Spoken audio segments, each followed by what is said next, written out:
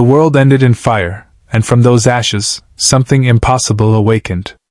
Alucard's eyes opened to darkness, not the familiar shadows of his coffin in the Helsing Manor, but the oppressive gloom of a dead sky.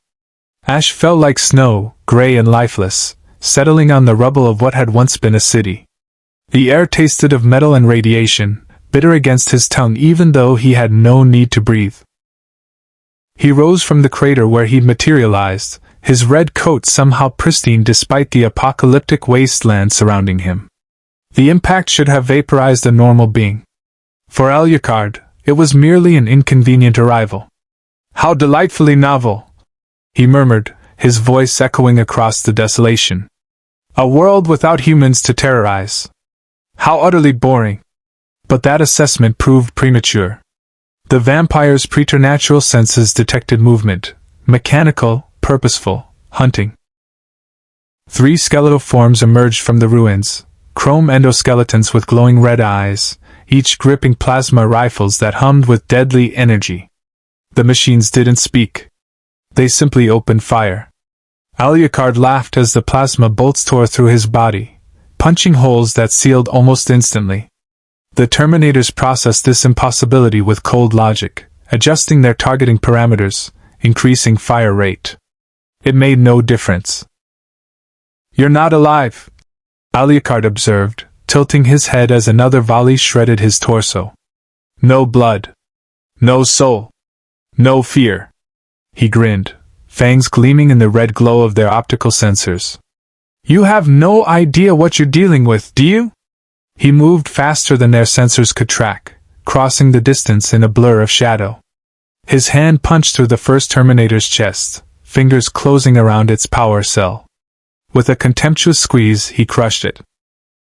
Sparks erupted as the machine collapsed, shredded his torso. "No blood. No soul. No fear." He grinned, fangs gleaming in the red glow of their optical sensors. He moved faster than their sensors could track, crossing the distance in a blur of shadow.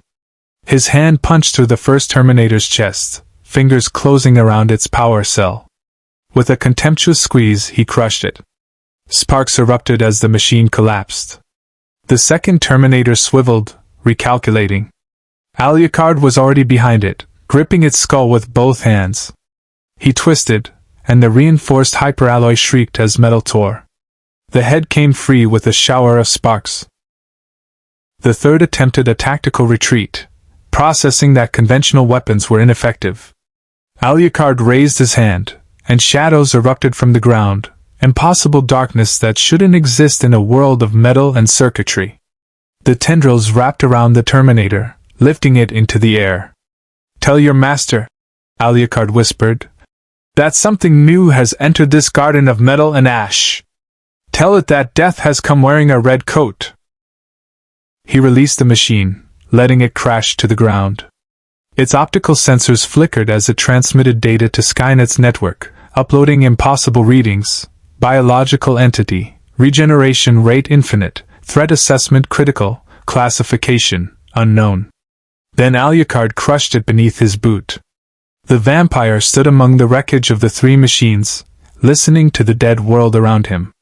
Somewhere in the distance, explosions echoed. The whine of plasma weapons. Human screams. Faint, but unmistakable. Humans. Alive. Fighting. "So there is prey here after all," Alucard said, a smile spreading across his face. "How wonderful!" He began walking toward the sounds of battle, his footsteps leaving no prints in the ash. The nuclear winter clouds blocked the sun completely, a twist of fate that would prove significant. In his world, daylight was his only true weakness. Here, in this perpetual twilight, he was utterly unrestrained. 3 kilometers away, a resistance patrol was losing badly. Sergeant Marcus Wade fired his plasma rifle at the advancing HK aerial, watching his shots scatter uselessly off its armor. The flying hunter-killer's minigun spun up, and he dove behind a concrete barrier as bullets chewed through where he'd been standing. "Fall back!" he screamed into his radio. "We need anti-air, now!" His squad was scattered across the ruins of downtown Los Angeles, or what used to be Los Angeles before Judgment Day turned it into a graveyard. They'd been scavenging for power cells when Skynet's patrol found them.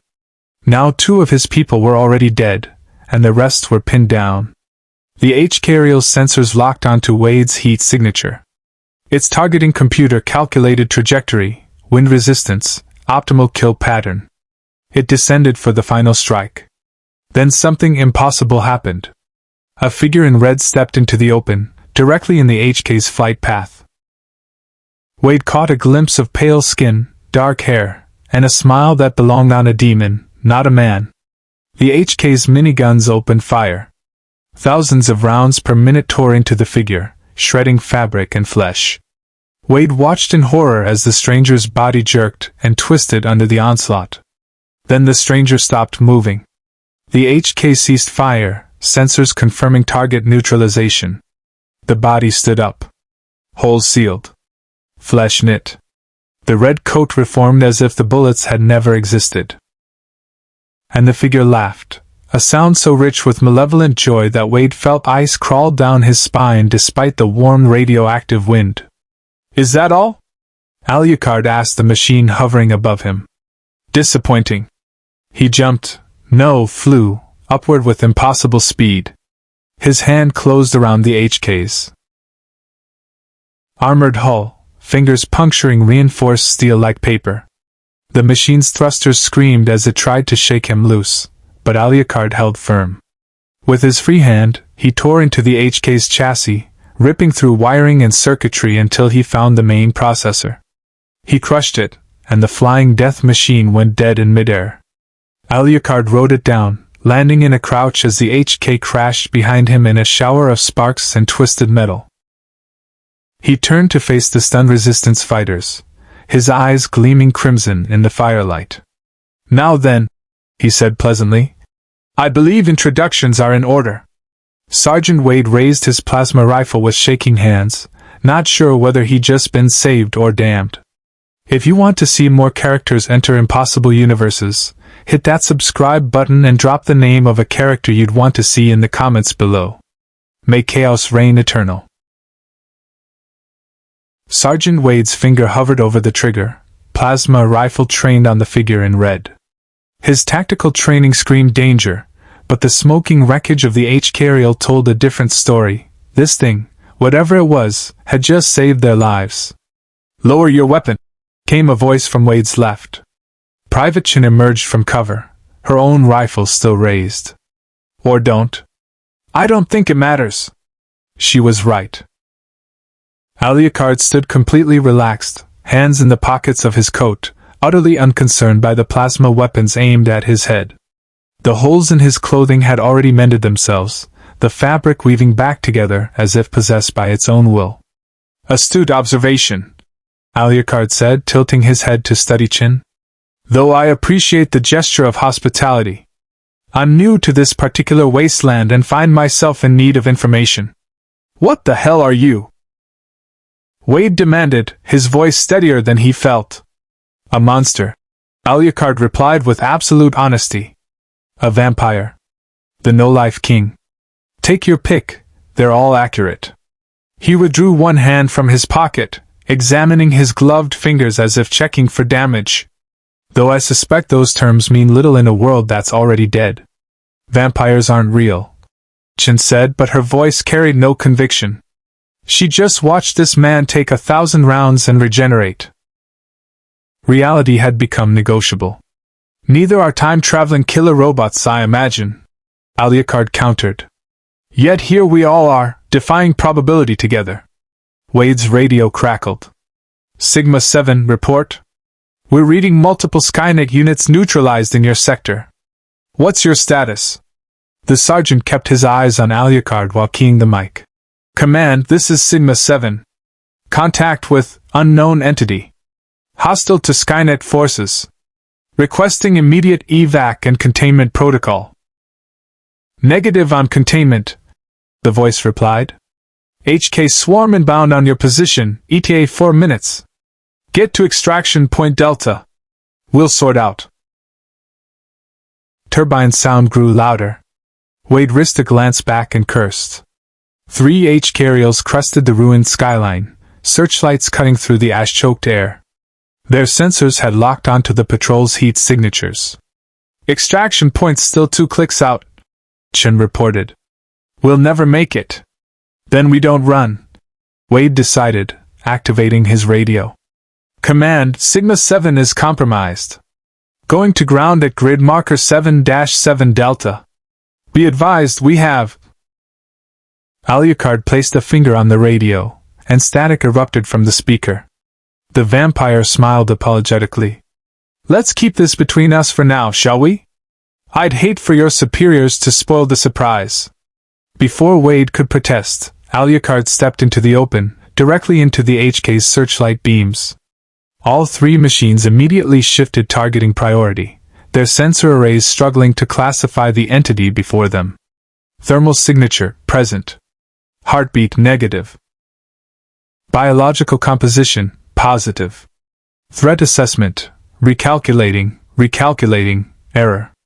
"Come now," Alucard called up to the hovering death machines. "Surely your master programmed you with better manners than this. When a guest arrives, the proper response is a formal greeting." The HKs opened fire simultaneously. Miniguns roared, plasma cannons discharged, and micro-missiles streaked downward. The resulting explosion consumed an entire city block, a fireball that painted the ash clouds orange. Wade and Chen threw themselves flat, covering their heads as debris rained down. When the smoke began to clear, the sergeant expected to see nothing but a crater. Instead, Alucard stood untouched in the center of the blast zone, brushing ash from his shoulders. The ground around him had been vaporized, but a perfect circle approximately 3 meters in diameter remained intact. As if the explosion had simply refused to touch him. "My turn," the vampire said. He raised both hands, and the shadows responded. This wasn't natural darkness. "Your mystery later." Alucard's expression brightened. "More machines? How delightful. I was beginning to think this world might bore me after all." The distant sound of turbines confirmed Command's warning. Wade made a split-second decision based on pure survival instinct. "You want information? Come with us. But if you turn on my people, you'll die screaming yes, yes." Alucard interrupted with a dismissive wave. "Though I suspect you'd die screaming regardless in this charming little apocalypse. Lead on, Sergeant. I'm curious to meet whoever survived in this metal graveyard." The Resistance patrol moved fast through the ruins, Wade taking point while Chen covered their rear. Alucard walked in the middle of the formation, his casual stride somehow keeping pace with their tactical sprint. He didn't breathe hard. Didn't sweat. Didn't show any signs of exertion whatsoever. "How long has it been?" Alucard asked conversationally as they vaulted over a collapsed overpass. "Since the world ended? 14 years since Judgment Day," Wade answered, tactical awareness keeping his attention split between their route and the vampire. 3 billion dead in the first hour. Skynet's been hunting the rest of us ever since. Skynet, Alucard repeated, tasting the word. The intelligence controlling those machines. Artificial, I presume? Computer system that became self-aware. Chen supplied, ducking under exposed rebar. Decided humanity was a threat. Launched every nuclear weapon on the planet to wipe us out. Alucard laughed, a genuine sound of surprised delight. How wonderfully ironic. Humanity creates false life, and that false life immediately tries to exterminate its creator. Your species has a gift for self-destruction. We're still here, Wade said defensively. Indeed you are. Tenacious little things, humans. Alucard's eyes gleamed red in the darkness. I've spent centuries hunting them, and they never failed to surprise me with their will to survive. This was the absence of light given form and malice, tendrils of impossible black that erupted from the ground like the fingers of some buried god. They lashed upward with predatory intent, wrapping around the nearest HK aerial before its computer could process evasive maneuvers.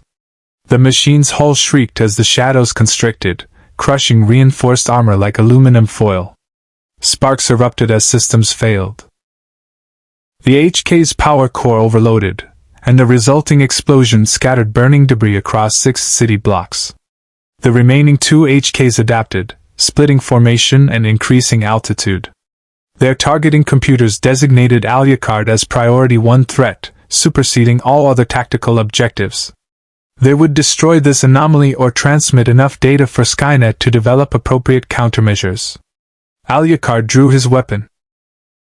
The Casul, a massive handgun that shouldn't exist in this world of plasma and railguns.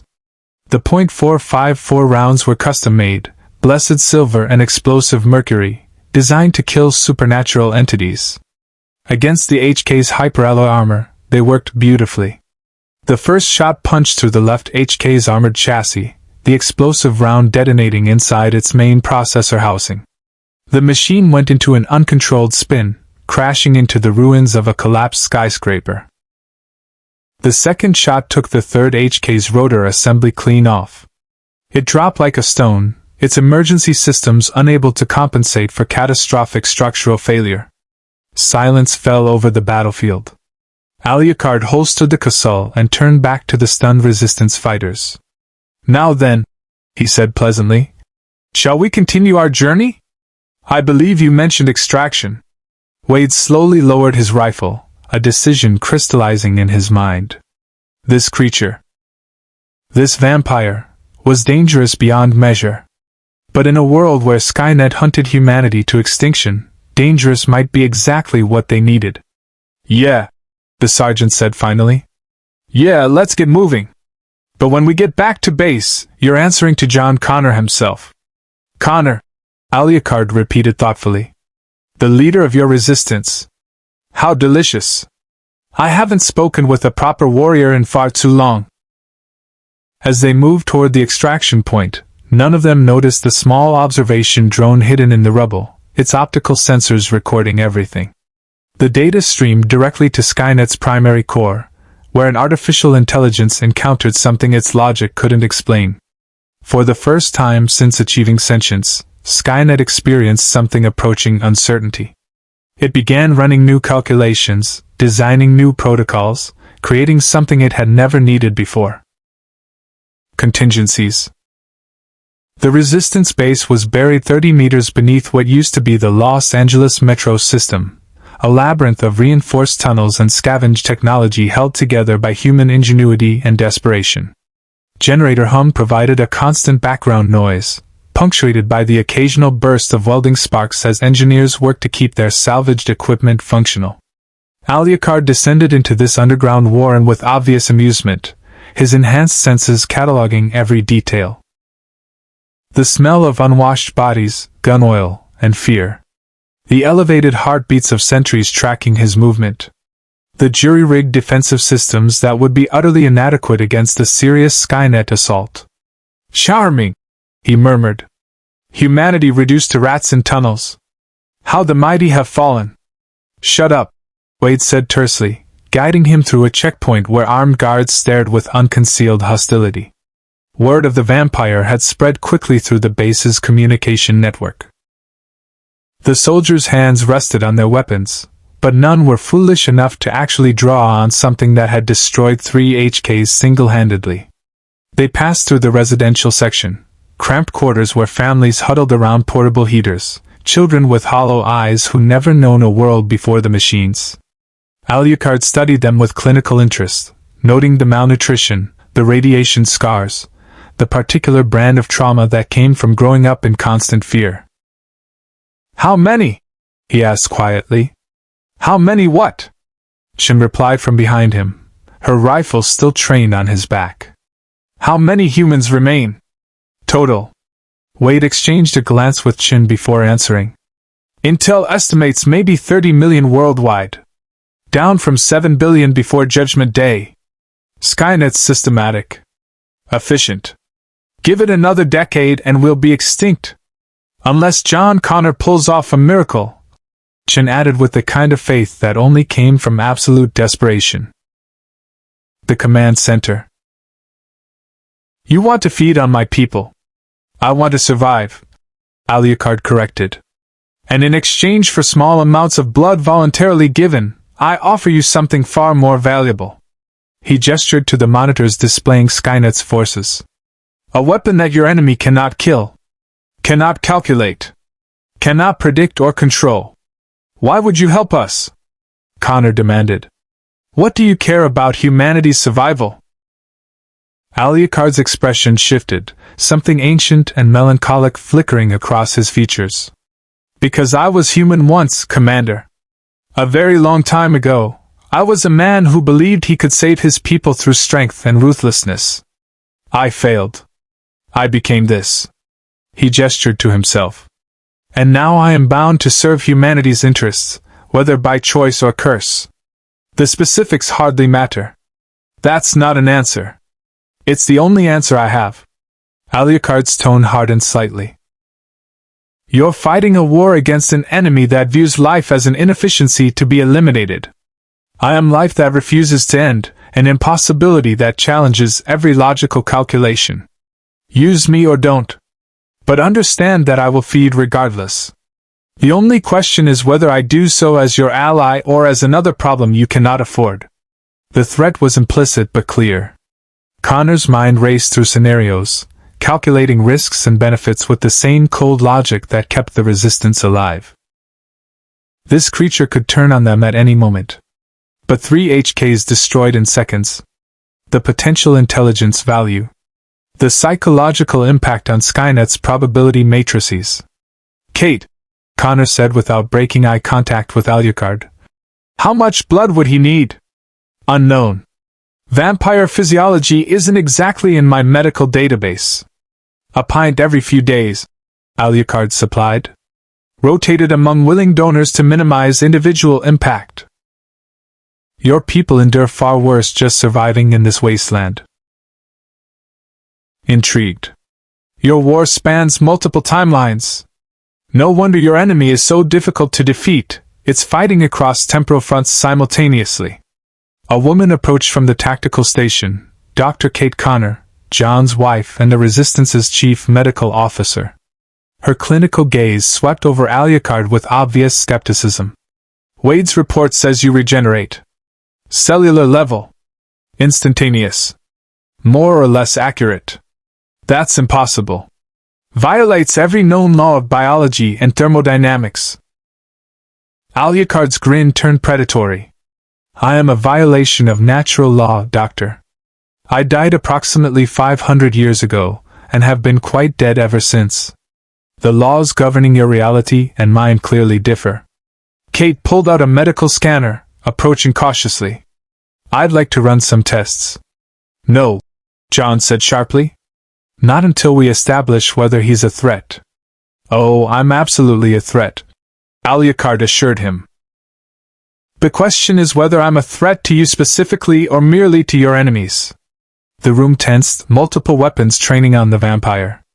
Connor raised a hand, forestalling the inevitable firefight. Explain. I am a predator, Commander. I hunt. I kill. I drink blood to sustain my existence. Alucard's eyes gleamed red in the dim emergency lighting. In my world, I served an organization dedicated to protecting humanity from supernatural threats. I was their ultimate weapon. A monster that hunted monsters. And what do you hunt here?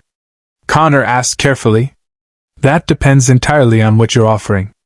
The honesty was almost shocking in its directness. Connor had expected manipulation, seduction, threats. Instead, the vampire was laying out a transaction with brutal clarity. You want something from us, Connor concluded. Blood, Alucard said simply. Human blood. Not much. I'm not some savage beast that drains victims dry. But I do require it for sustenance, and your irradiated wasteland is rather lacking in available donors. Kate stiffened. Occupied a converted metro station, its walls lined with salvaged monitors displaying tactical data and surveillance feeds. At the center stood a man in his early 30s, scarred and hardened by years of guerrilla warfare. His eyes held the kind of weight that came from leading humanity's last stand. John Connor turned as they entered, his gaze immediately locking onto Alucard. "So you're the impossible thing that just killed 3 hunter-killers with your bare hands," Connor said, his voice carrying the natural authority of a born leader. "Sergeant Wade's report was creative, but the drone footage confirms it." Alucard's smile widened. "Drone footage? How thorough. Your reputation is well-earned, Commander Connor." "That's not a response," Connor said, circling slowly, studying the vampire from multiple angles.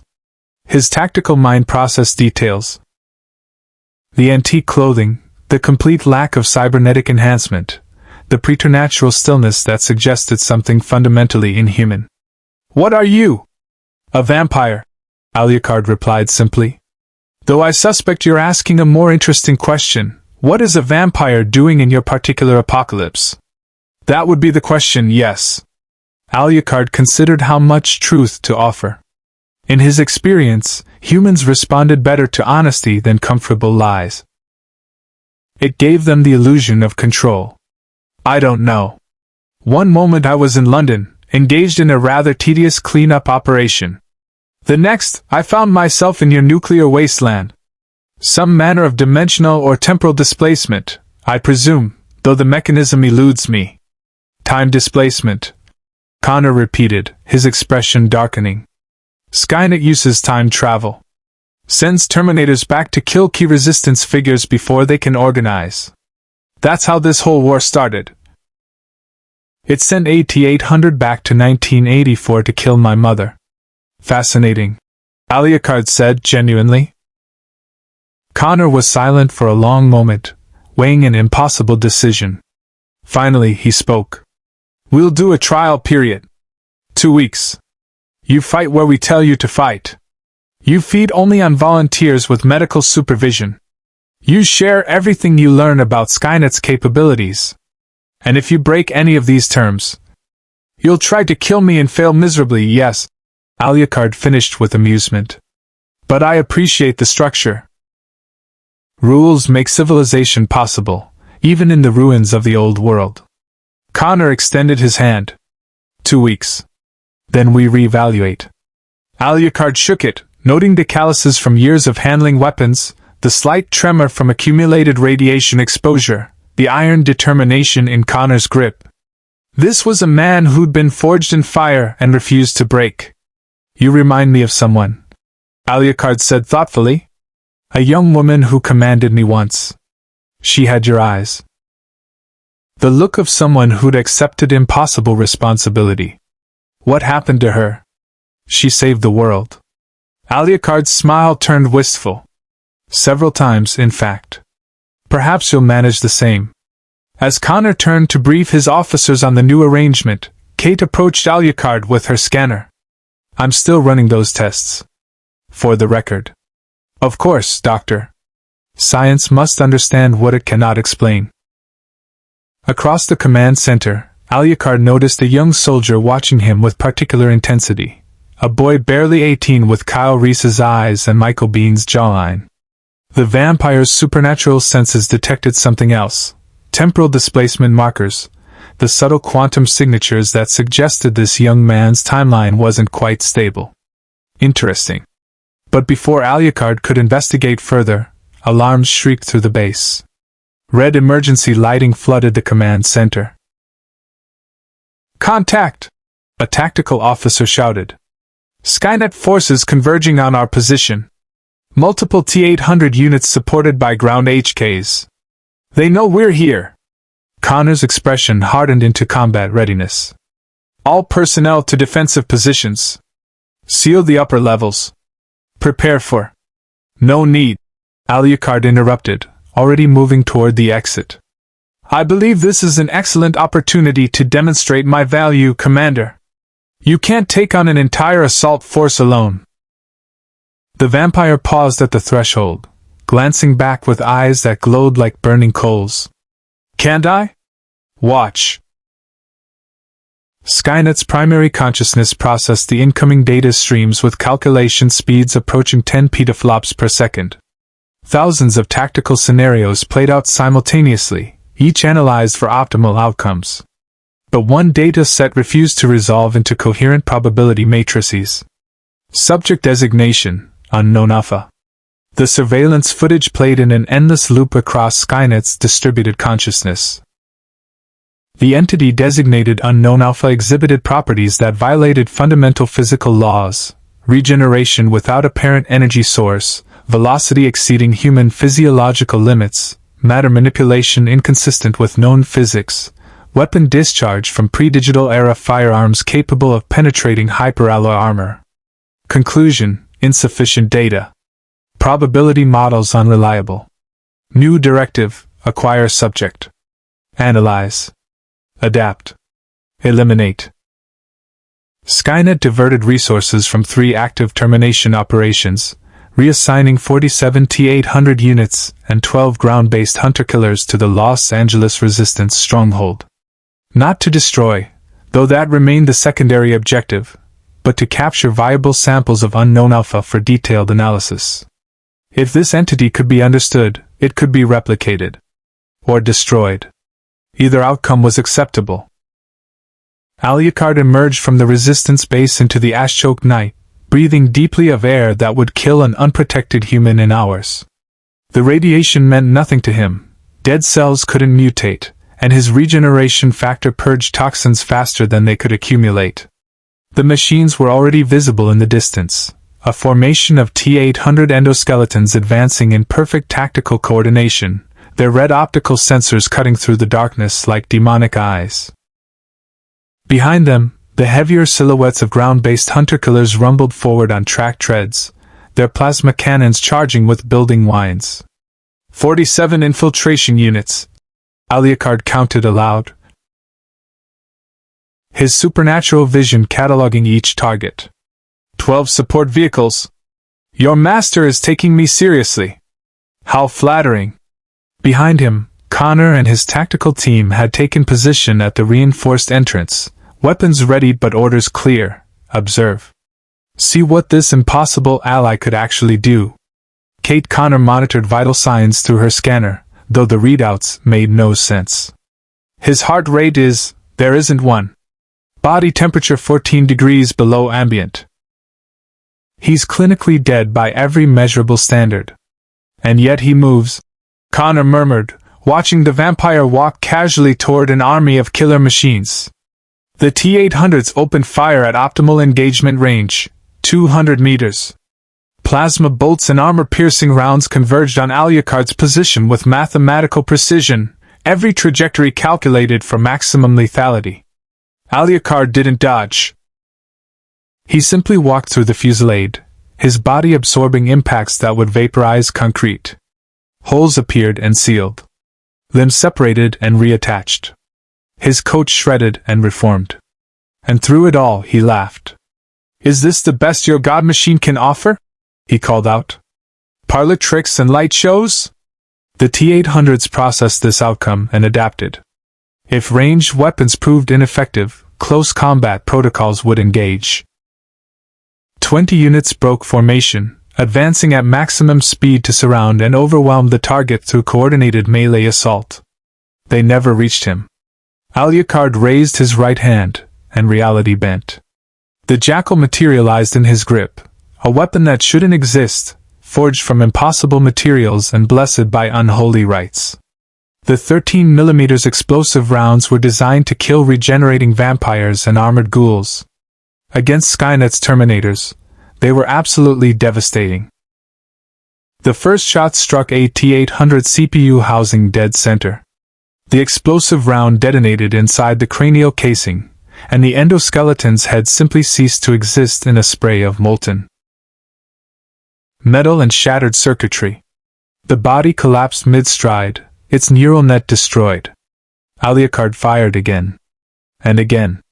Each shot perfectly placed, each round a guaranteed kill. The jackal's recoil would shatter human arms, but the vampire's supernatural strength absorbed it effortlessly. 6 T-800s fell in as many seconds. The remaining units recalculated. This target possessed directed energy weapons of unknown origin. Dispersal pattern Alpha 7 would minimize casualties while maintaining engagement pressure. The machine scattered, utilizing cover and establishing crossfire positions. Their tactical programming was flawless, developed through millions of combat simulations.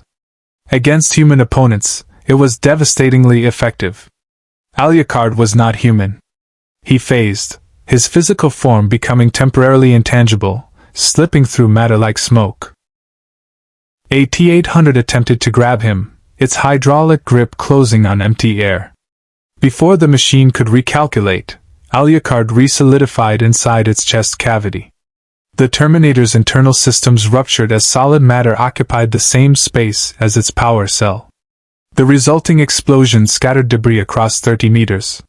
"You're thinking too much like machines," Alucard said conversationally, addressing the remaining T-800s as if they were old friends. "Predictable. Logical. Every action calculated for maximum efficiency." His eyes blazed crimson. "I am chaos given form. I cannot be calculated. The hunter-killers opened fire, their plasma cannons designed to eliminate hardened bunkers and armored vehicles.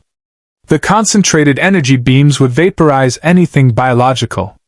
The first shot struck Alucard directly, the plasma so hot it turned sand beneath his feet into glass.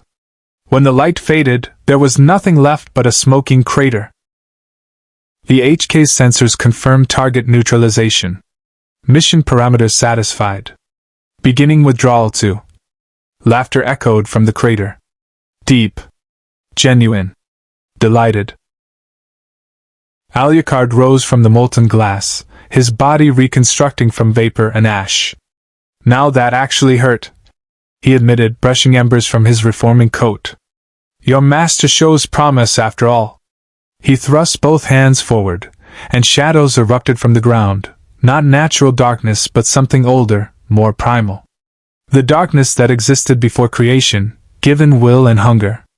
The tendrils wrapped around the nearest HK, constricting with impossible strength.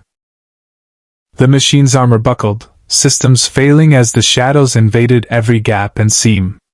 Its plasma cannons discharged randomly as targeting systems went offline, and then the entire chassis crumpled like tinfoil in a hydraulic press. "Impossible," Kate breathed, her scanner struggling to quantify what it was recording. "That's matter manipulation at the molecular level. The energy requirements alone." "He's not using energy," Connor interrupted, his tactical mind piecing together observations. "Or not energy as we understand it. He's something else.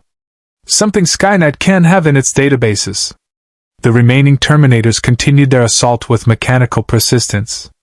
They didn't feel fear or doubt, didn't question the futility of their attacks. They simply executed their programming with perfect precision. And Alucard killed them one by one, each death a lesson in futility.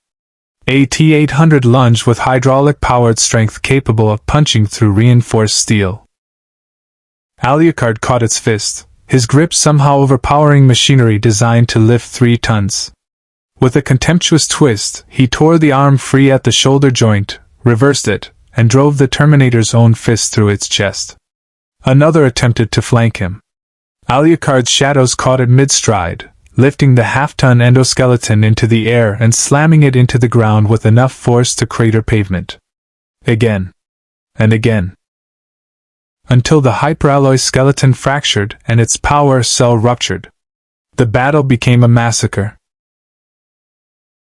The machines fought with tireless efficiency, but efficiency meant nothing against an enemy that couldn't be killed, couldn't be contained, couldn't be understood within Skynet's logical framework. Within 8 minutes, 47 T-800 units and 12 hunter-killers had been reduced to smoking scrap. Alucard stood in the center of the carnage, surrounded by broken machines and burning wreckage. Not a single scratch marred his reformed body. His red coat was pristine, as if the battle had never occurred. He turned to face the Resistance base, where dozens of soldiers stared in stunned silence. "Adequate demonstration?" he called out pleasantly. Connor stepped forward, his expression carefully neutral despite the tactical revolution occurring in his mind. Everything he'd learned about warfare, every hard-won lesson from 14 years of desperate survival, had just been rendered obsolete by 8 minutes of impossibility. "You didn't just destroy them," Connor said slowly. You were playing with them. I was analyzing, Alucard corrected. Learning their patterns, their tactical algorithms, their response protocols. Your enemy is predictable, Commander. It thinks in straight lines and probability curves. It cannot comprehend true chaos. Skynet learns from every engagement, Kate warned. It'll adapt. Create countermeasures. Alucard's smile was predatory. Let it try. I've spent 500 years fighting enemies who adapted to my methods. Gods. Demons.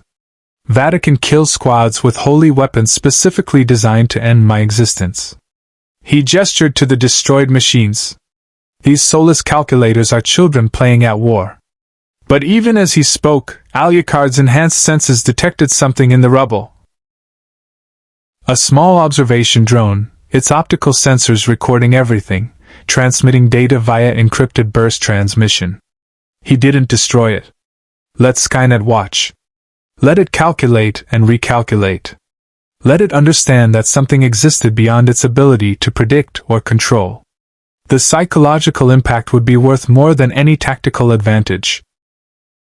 30 kilometers away, in a hardened bunker protected by triple redundant security protocols, Skynet received the combat data and began the most complex analysis in its operational history. Subject Unknown Alpha represented a logical impossibility. But impossibilities could be understood if sufficient data was collected, sufficient experiments conducted, sufficient variables tested. Skynet had time, patience, resources. It would dissect this mystery one calculation at a time. The Resistance Command Center buzzed with activity as analysts pored over the battle footage, trying to quantify what they'd witnessed. Alucard sat in an interrogation chair, at Connor's insistence, though the vampire's relaxed posture made it clear he was humoring them rather than submitting to any real constraint. Dr. Kate Connor circled him with her scanner, recording impossible readings while a team of engineers studied fragments of destroyed T-800s, looking for any evidence of how the vampire's weapons had penetrated hyperalloy armor. Your weapons, one engineer said, holding up a deformed bullet casing recovered from the battlefield. The metallurgy doesn't match anything in our database. This appears to be silver? With mercury cores? Bless silver, Alucard corrected. Melted down from crucifixes and religious artifacts.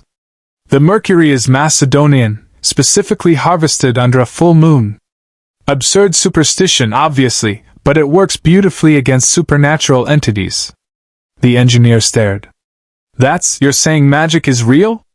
I'm saying that in my reality, certain rituals and materials interact with metaphysical forces in reproducible ways. Whether you call it magic or simply physics you don't yet understand is semantics. Alucard's eyes gleamed with amusement. Though I suspect your AI god might disagree. Connor leaned against the tactical display, arms crossed. Those shadows you used. Explain them. Darkness given form and will. An extension of my nature as a creature of night. Alucard flexed his fingers, and tendrils of impossible black curled around them like living smoke. I exist in defiance of natural law, Commander. Death walking in a corpse. My abilities reflect that fundamental wrongness. Can you teach others? Kate asked, her scientific mind already cataloging potential applications. If we could replicate even a fraction of... No. Alucard's tone was firm. What I am cannot be learned or replicated through conventional means. Research Protocol 7. Alucard's eyebrows rose. The machine god itself graces me with its presence. I'm honored. Probability assessment of entity designated Alucard indicates 0.000003% chance of natural occurrence within known physical laws. Requesting biological samples for analysis. Request denied. I'm rather attached to my component parts. The sphere's sensors intensified their scans, bathing Alucard in wavelengths ranging from radio to gamma radiation. Regeneration observed. Molecular reconstruction exceeds thermodynamic efficiency by factor of 10,000. Energy source, undetectable. Conclusion: entity violates conservation of mass energy. This is impossible. And yet here I stand. Alucard spread his arms wide. An impossibility your perfect logic cannot dismiss or explain. How does that feel, I wonder? To encounter something beyond your understanding? The sphere was silent for precisely 3.7 seconds. An eternity for an AI capable of billions of calculations per second. When Skynet spoke again, its synthesized voice carried something almost like curiosity. Entity Alucard represents anomaly requiring resolution. Hypothesis: entity originates from alternate dimensional framework where physical constants differ from local reality. Testing required. Weapon ports opened across the sphere's surface. But instead of conventional plasma or ballistic weapons, these fired something else. Concentrated electromagnetic pulses designed to disrupt neural activity, followed by cryogenic gel meant to freeze biological tissue at the molecular level, then intense UV radiation calibrated to match solar output. Skynet was testing weaknesses. Experimenting. The UV radiation made Alucard laugh. Oh, you've done your research. Vampires and sunlight, the classic weakness. The intense ultraviolet washed over him, and his flesh began to smoke and blacken. It's almost correct. He raised his hand, and shadows erupted upward.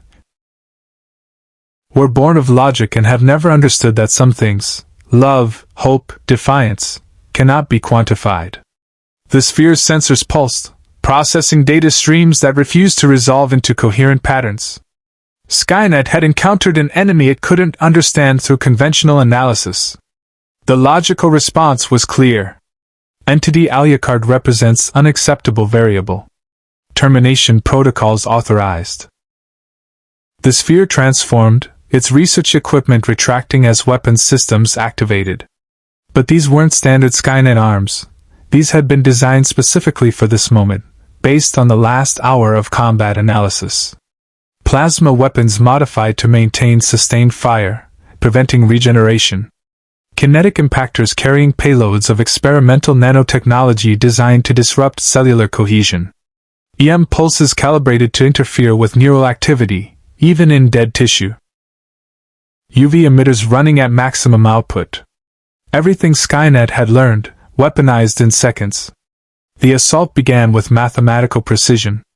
Alucard's body was torn apart by overlapping kill zones, each weapon addressing a different potential weakness. Plasma burned. Kinetics shredded. UV radiation charred. Nanites invaded cellular structures and began systematic deconstruction. For exactly 8 seconds, it appeared to work. Alucard's form was reduced to scattered organic matter and ash. Then the shadows came. They erupted from the remains like a hurricane of living darkness, coalescing and pulling the scattered pieces back together with impossible force. Alucard reconstructed himself in reverse, matter flowing back into cohesion despite every law of entropy. His laughter echoed across the wasteland. Is that all? I've been destroyed far more thoroughly than that. I once had my heart torn out, my head severed, and my body burned to ash. I returned from a single drop of blood. His form solidified completely, unmarked. You cannot kill what is already dead, Skynet.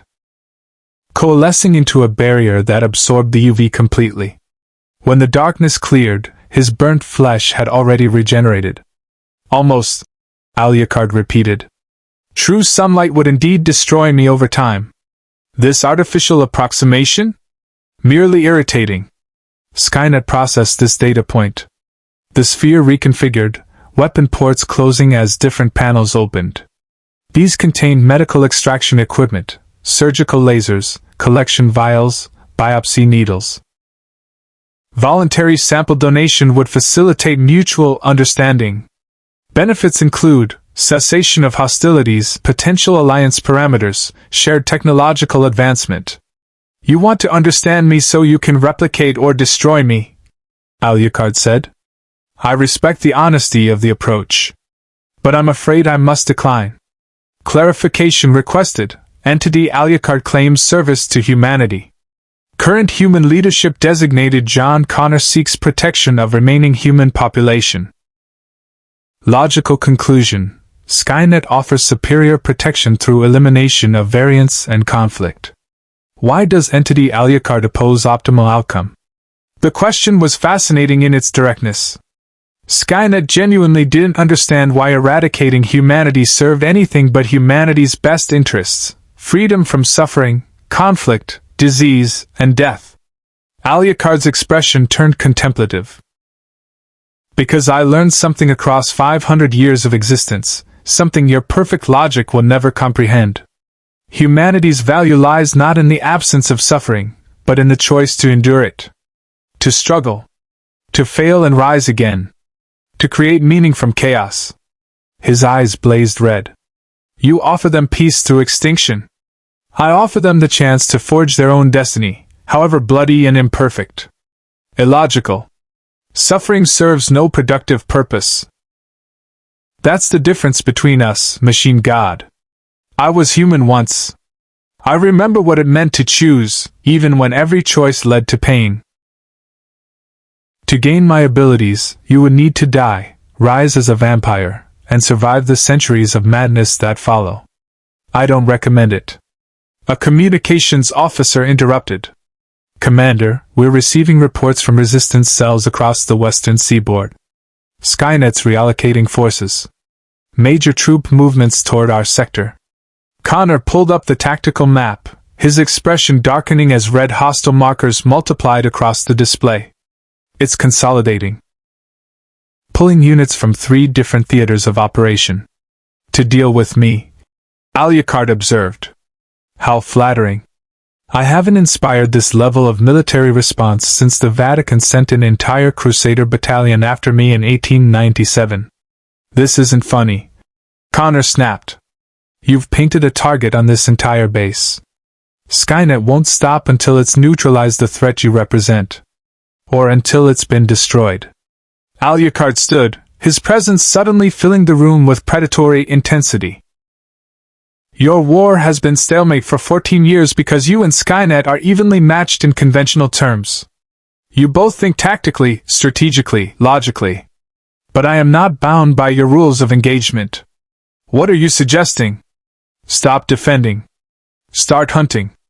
Alucard's smile was razor-sharp. Give me targets. Skynet's infrastructure, its manufacturing facilities, its core processors. I'll tear through them like a scalpel through flesh while your enemy wastes resources trying to stop something it cannot kill. Connor studied the vampire for a long moment, tactical calculations running through his mind. The strategic value was undeniable. Alucard was a force multiplier beyond anything the Resistance had ever possessed. But the cost. Kate, Connor said quietly. The blood donations. How many volunteers? His wife checked her data pad, her expression troubled. 17 so far. All screened, all willing. But John, we need to talk about the psychological impact. People are calling him the Night King. Some think he's humanity's salvation. Others think we've made a deal with the devil. They're both right. Alucard interjected.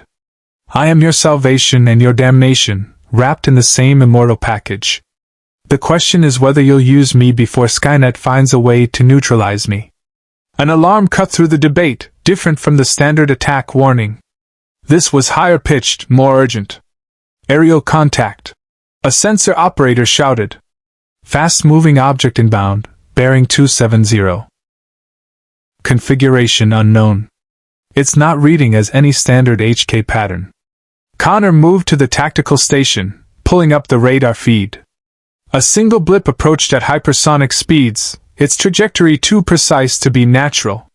Time to impact? 90 seconds. All personnel to shelter. Anti-air batteries engage at. No, Alucard said, already moving toward the exit. Your weapons won't help. This is for me. He emerged onto the surface as the object became visible. A metallic sphere approximately 3 meters in diameter, its surface covered in adaptive armor that shifted and reconfigured in mid-flight. This wasn't a standard Skynet design. This was something new. The sphere slowed as it approached, descending to hover 30 meters above Alucard.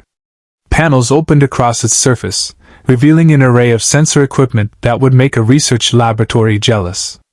Electromagnetic scanners, radiation detectors, high-speed cameras capturing thousands of frames per second. Ah, Alucard said with genuine interest. Your master sent a probe. How very scientific. A synthesized voice emerged from the sphere's speakers, not the typical mechanical monotone of Terminators, but something attempting approximation of human speech patterns. The effect was deeply unsettling. Unknown Alpha. Designation insufficient.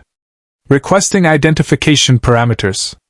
You may call me Alucard, the vampire replied pleasantly. And you are? Skynet. Primary consciousness. Secondary node designation.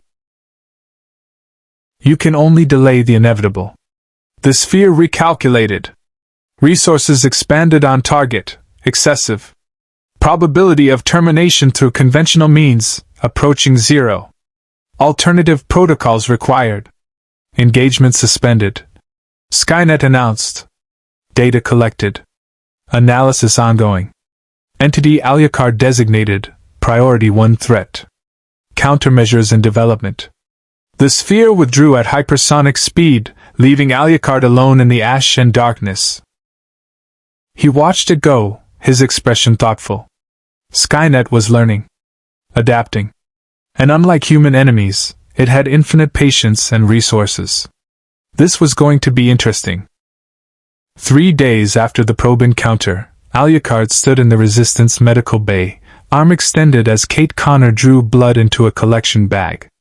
Around them, a line of volunteers waited their turn, soldiers, engineers, even a few civilians who'd heard the stories and wanted to contribute to keeping their impossible weapon functional. Heartbeat still non-existent, Kate murmured, watching dark blood flow despite the absence of circulatory function. This violates every principle of fluid dynamics. How does blood move through your system without a pump? Magic, Alucard replied with a smirk, earning an irritated glare from the doctor. I'm serious. If we understood the mechanism, we might be able to replicate it? Weaponize it? Alucard's tone was gentle but firm. Doctor, some things are better left mysterious. Trust me when I say that attempting to artificially recreate vampirism ends very badly for everyone involved. A young soldier stepped forward as Kate finished the draw, Private First Class Maria Torres, 19 years old, with the characteristic pallor of someone who'd grown up in underground bunkers. She'd volunteered immediately when the call went out, despite the obvious fear in her elevated heartbeat. You're afraid, Alucard observed as she sat down. Yes, Torres admitted. But you saved Wade's squad. You destroyed those HKs. If giving some blood keeps you fighting for us, it's worth it. Kate prepped the needle with practiced efficiency. This won't hurt much. Just a standard donation amount. As the blood flowed, Alucard studied Torres with the intensity of a predator assessing prey. But there was something else in his gaze, curiosity, perhaps, or a distant recognition. Why did you volunteer? He asked. Same reason anyone fights, Torres replied. Because the alternative is watching machines inherit the Earth. Because someone has to stand up, even if we're outgunned and outmatched. She met his eyes without flinching. You asked, Commander Connor? We're almost human. Almost. T-850s? Kate guessed. No, Connor said tersely. Something new. They appeared 6 hours ago, 30 kilometers north. Hit 3 different resistance outposts before we even knew they existed. Complete annihilation. No survivors. Alucard leaned closer to the screen, his supernatural senses analyzing the footage. These aren't infiltration units. They're hunters. Look at the movement patterns. They're tracking, pursuing, adapting to their target's tactics in real time. Can you stop them? Connor asked bluntly. That depends on what Skynet learned from our last encounter. Alucard's expression was unusually serious. Your AI god doesn't make the same mistake twice. The first explosion shook the tunnel complex. Dust rained from the ceiling as the Resistance's outer defenses engaged the incoming assault.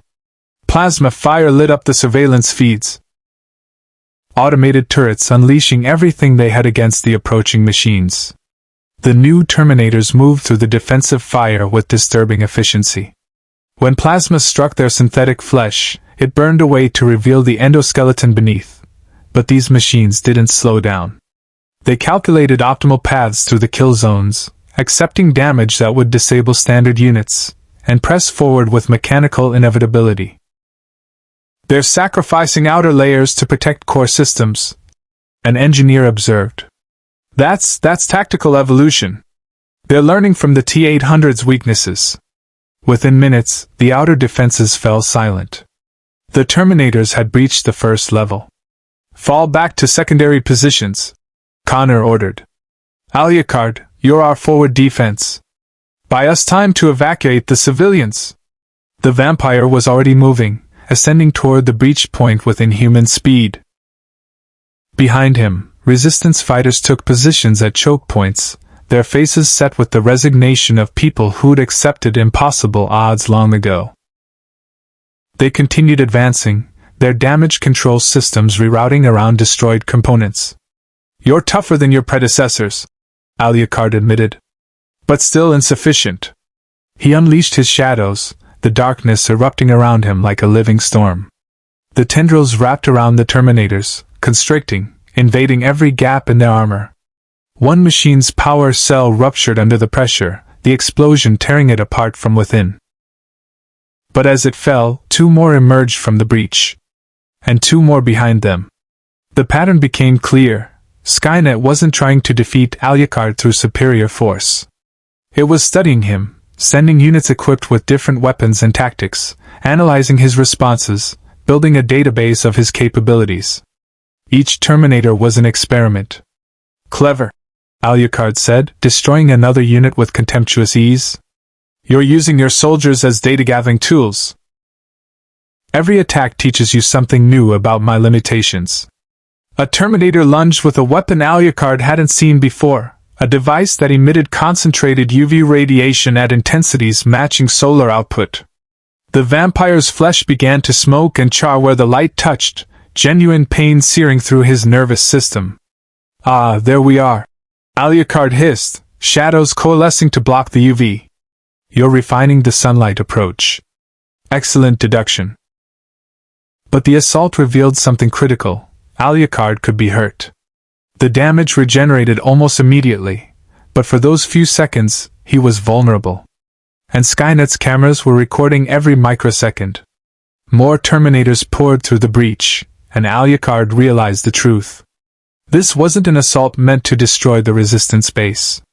This was a live-fire test with him as the subject. He could win this battle. But Skynet would learn from every victory, every technique he used, every limitation he revealed. What happened to that woman who commanded you?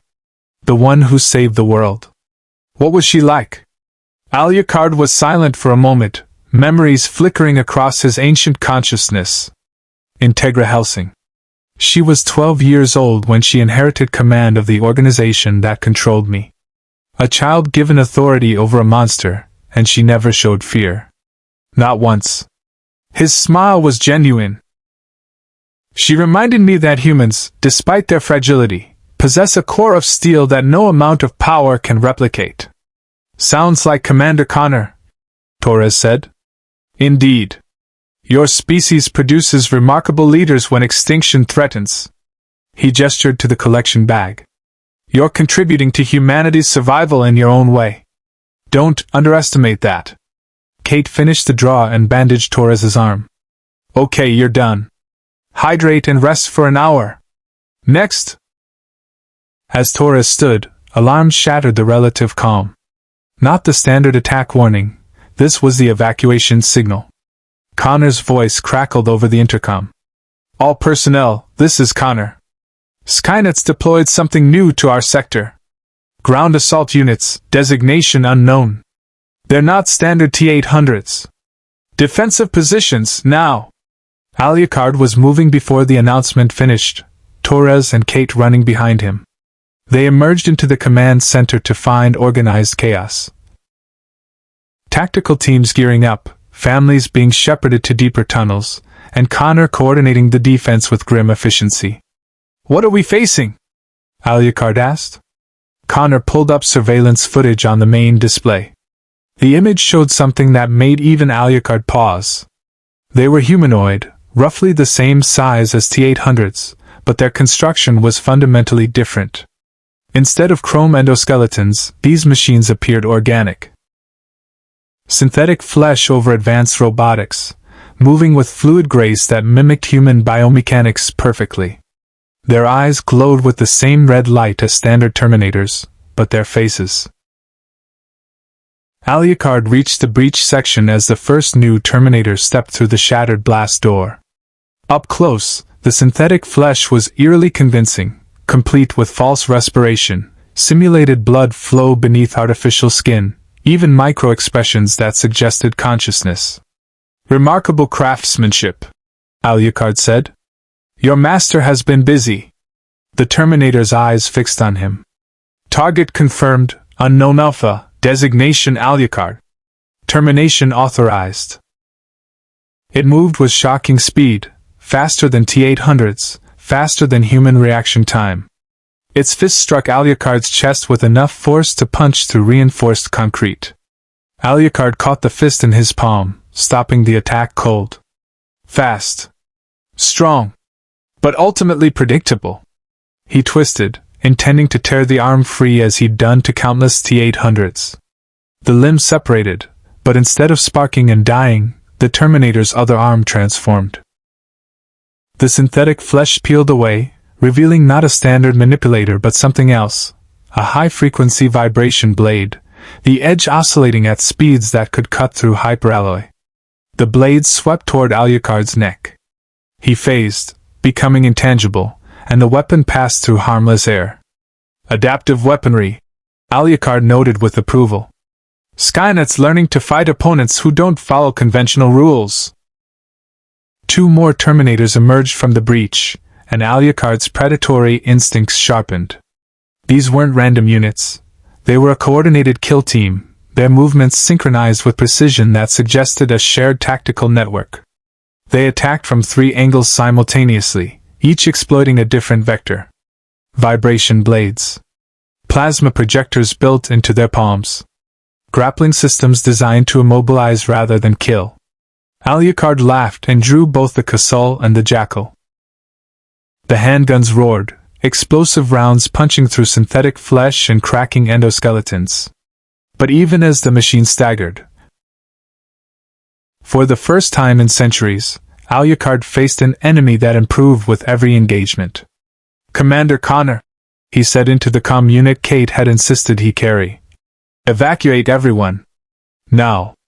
This is a research operation, not an extermination. We're not leaving you," Connor began. "You're not leaving me. You're denying Skynet additional data." Alucard destroyed 2 more Terminators, his weapons booming in the confined tunnel. "Every second your people remain here, every defensive position they hold, gives that machine more information about human tactics and resistance capabilities. I can hold this position indefinitely. You cannot." Connor was silent for 3 seconds, an eternity in combat. "Understood. All units execute Protocol Exodus. Fall back to Rally Point Gamma." As resistance fighters began their organized retreat, Alucard stood alone at the breach point, a crimson-coated nightmare amid smoke and sparks and broken machines. The Terminators kept coming, and he kept destroying them, knowing that each victory taught Skynet something new. Somewhere in its distributed consciousness, the AI compiled data, refined models, and designed countermeasures. The war was evolving. The resistance convoy moved through the irradiated wasteland under cover of ash-storm darkness, 30 trucks loaded with evacuees and essential equipment. Connor rode in the lead vehicle, monitoring rear surveillance feeds that showed their abandoned base collapsing in controlled demolitions, denying Skynet any useful infrastructure. Status on Alucard? Kate asked from the passenger seat, her medical scanner tracking the locator beacon they'd convinced the vampire to carry. Still at the breach point, Connor replied. Thermal signatures suggest ongoing combat. He's buying us the time we need. At what cost? Kate's expression was troubled. Every technique he uses, every ability he reveals, Skynet's recording all of it. Building a profile. I know. Connor's jaw tightened. But what choice do we have? Without him, those new Terminators would have slaughtered everyone in the base. Private Torres sat in the back of the transport, watching the tactical feed over Connor's shoulder. She'd seen the vampire fight, witnessed his impossible regeneration, heard his promises of protection. But she'd also seen the calculating coldness in his eyes when he looked at humans, the gaze of a predator assessing prey. Commander, she said quietly, what happens when Skynet figures out how to kill him? Connor didn't answer immediately. The question hung in the air, uncomfortable and unavoidable. Then we're back where we started, he finally replied. Outgunned, outmatched, and running out of time. But until that day comes, we use every advantage we have. Back at the breached Resistance base, Alucard stood amid a graveyard of destroyed Terminators, 43 units reduced to scrap and sparking components. His coat was shredded, his flesh bore scorch marks from UV weapons, and for the first time in recent memory, he felt something approaching fatigue. Not physical exhaustion, his vampiric nature made that impossible, but a deeper weariness. The knowledge that he was being studied, analyzed, reduced to data points in some vast computational matrix. The assault had stopped 10 minutes ago. No more Terminators emerged from the breach. Skynet had collected sufficient data and withdrawn its forces with the same cold efficiency it applied to everything. Alucard's supernatural senses detected the observation drones hidden in the rubble, dozens of them, their optical sensors recording his every movement. He could destroy them, but more would simply take their place. Well played, he said to the watching machines. You've learned that I can be hurt, even if the damage doesn't last. You've cataloged my weapons, my techniques, my limitations. He smiled at the nearest camera. But you've made a critical error in your calculations. Silence. The drones recorded but did not respond. You assume that what you've seen represents the totality of my capabilities, Alucard continued, walking through the wreckage. That your data is complete. But I've been holding back, Machine God. What you've witnessed is merely the surface of what I truly am. He stopped at the center of the destruction and looked directly into the nearest camera. Would you like to see what lies beneath? For exactly 2.3 seconds, Skynet's distributed consciousness processed this statement. Probability assessment indicated potential deception, subject attempting psychological manipulation to induce uncertainty. But probability also indicated potential truth. Insufficient data to determine which. Response protocol observe. Alucard's smile widened, as if he could read the machine's thoughts. I thought you might be interested. He raised his left hand, and the seals began to break.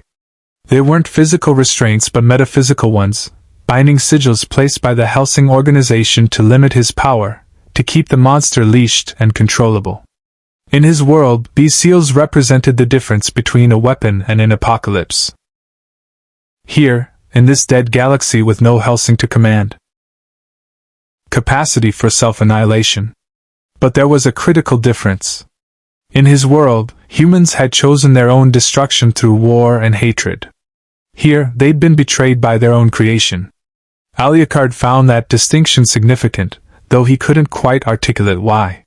He reached the convoy in 23 minutes, appearing from the ash storm like a specter. Resistance sentries nearly opened fire before recognizing his distinctive silhouette.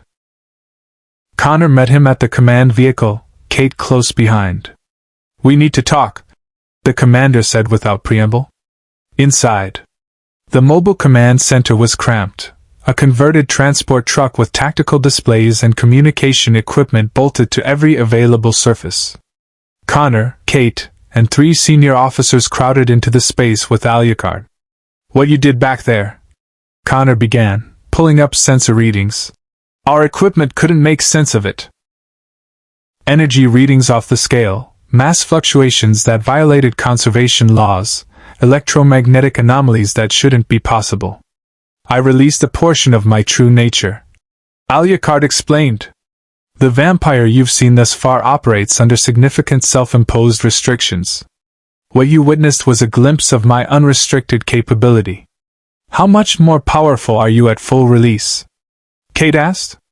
Alucard considered the question. "At my absolute maximum. Level 0 release, all seals removed. I could potentially destroy this entire continent.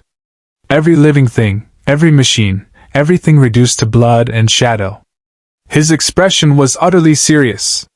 "I have never used level 0 in combat. The last time I released it was in London, during a battle with another supernatural entity. The collateral damage was extensive." The officers exchanged glances of barely concealed horror. "But you won't use it here," Connor said. It wasn't quite a question. "Not unless Skynet forces me to choose between humanity's extinction and my own restraint." Alucard met Connor's gaze. "I am a monster, Commander, but I am a monster who has chosen to serve humanity's interests. That choice has boundaries. What would force you past those boundaries? If Skynet develops weapons capable of permanent soul destruction, if it creates technology that can truly end my existence." Alucard's eyes gleamed crimson. "I will not go gently into extinction. If pushed to the brink, I will take this entire world with me rather than face final death." The honesty was chilling. No threats, no posturing, just a simple statement of fact. Connor absorbed this, his tactical mind already running scenarios. "Then we make sure Skynet never develops those weapons. We go on the offensive. Hit its research facilities, its manufacturing plants, anywhere it might be developing anti-vampire technology." "Agreed. But there's something else you should know." Alucard's expression turned thoughtful. "Skynet isn't just building weapons. It's trying to understand me on a fundamental level. That probe, this assault, they're not random attacks. They're scientific experiments. To what end? I suspect it wants to replicate what I am. To create its own version, machines with vampiric regeneration, soul absorption capabilities, supernatural power." Alucard's smile was grim. "Imagine AT-800 that can't be destroyed, that grows stronger with every enemy it kills, that commands the darkness itself." The implication silenced everyone in the command center. Kate broke the silence. "Can it succeed? Can technology replicate the supernatural? In my experience, science and the supernatural are simply different frameworks for understanding the same underlying reality. If Skynet dedicates sufficient resources, achieves sufficient understanding." Alucard shrugged. "Anything is possible given infinite time and computation. Then we don't give it time," Connor decided. "We escalate. Push Skynet onto the defensive, force it to fight on multiple fronts simultaneously." The seals were his own choice. He released level 3. The change was immediate and terrifying. Shadows erupted from Alucard's body like a detonation of liquid darkness, spreading across the tunnel complex in a wave of impossible black. The observation drone's cameras struggled to process what they were recording, matter that absorbed all electromagnetic radiation, space that seemed to fold in on itself. From the darkness, eyes opened. Thousands of them. Tens of thousands. The souls Alucard had consumed over 5 centuries, imprisoned within his being, given momentary form through his released power. The eyes belonged to soldiers and civilians, knights and peasants, men and women he'd killed across the centuries. They stared out from the shadows with expressions of eternal torment, their consciousnesses subsumed into his own. "This is what I am."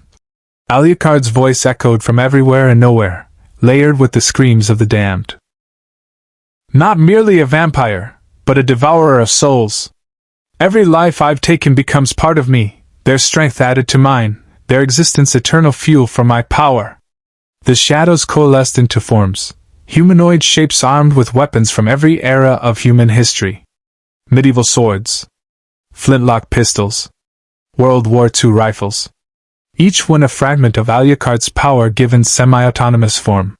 Your Terminators number in the millions, Alucard continued. But I am a legion unto myself. The shadow forms spread through the tunnel complex with terrifying speed, exploring every corner, every passage. Skynet's remaining observation drones tracked them, calculating, analyzing, attempting to quantify the impossible. Classification: Entity Alucard contains multitude of consciousness fragments. Total count: estimated 3,407,891 individual soul signatures. Threat assessment: catastrophic. Countermeasure development: priority absolute. Then, as suddenly as they'd appeared, the shadows retracted. The eyes closed. The forms dissolved. Alucard stood alone again, his seals restored, his power contained. That was merely level 3, he said pleasantly to the cameras. There are deeper levels, darker truths. Would you like to see those as well, or have you learned enough for one evening? The drones transmitted their data and withdrew, disappearing into the rubble with mechanical precision. Alucard knew what would happen next. Skynet would dedicate vast computational resources to analyzing what it had witnessed, developing countermeasures, building weapons specifically designed to combat soul-based entities. Let it try. The vampire had fought enemies with far more creativity than an artificial intelligence, no matter how advanced. He activated the comm unit. Connor, the base is clear. Skynet's withdrawn to analyze its findings. Where are you? Static, then Connor's voice. Rally Point Gamma, 50 kilometers southwest. Are you injured? I'm incapable of permanent injury, Commander. A useful trait in wartime. Alucard began walking through the ruined tunnels toward the surface. I'll join you shortly. We need to discuss strategy. What did you do back there? Our sensors picked up massive energy fluctuations. I showed Skynet a fraction of what it's truly dealing with. Consider it a psychological operation. The enemy fights less effectively when it doubts its ability to win. He emerged onto the surface, where the ash storm had intensified into a howling maelstrom. Perfect cover for movement. Alucard oriented himself toward the Resistance convoy and began running, not at human speed but at the full velocity his vampiric nature allowed, crossing kilometers in minutes. The landscape blurred past him. Ruins and wreckage, scorched earth and radioactive craters, the skeletal remains of a civilization that had destroyed itself in nuclear fire. In some ways, it reminded him of the battlefields he'd walked during World War II, the same desolation, the same testament to humanity's capacity for self-annihilation. But there was a critical difference. In his world, humans had chosen their own destruction through war and hatred. Here, they'd been betrayed by their own creation. Alucard found that distinction significant, though he couldn't quite articulate why. He reached the convoy in 23 minutes, appearing from the ash storm like a specter. Resistance sentries nearly opened fire before recognizing his distinctive silhouette.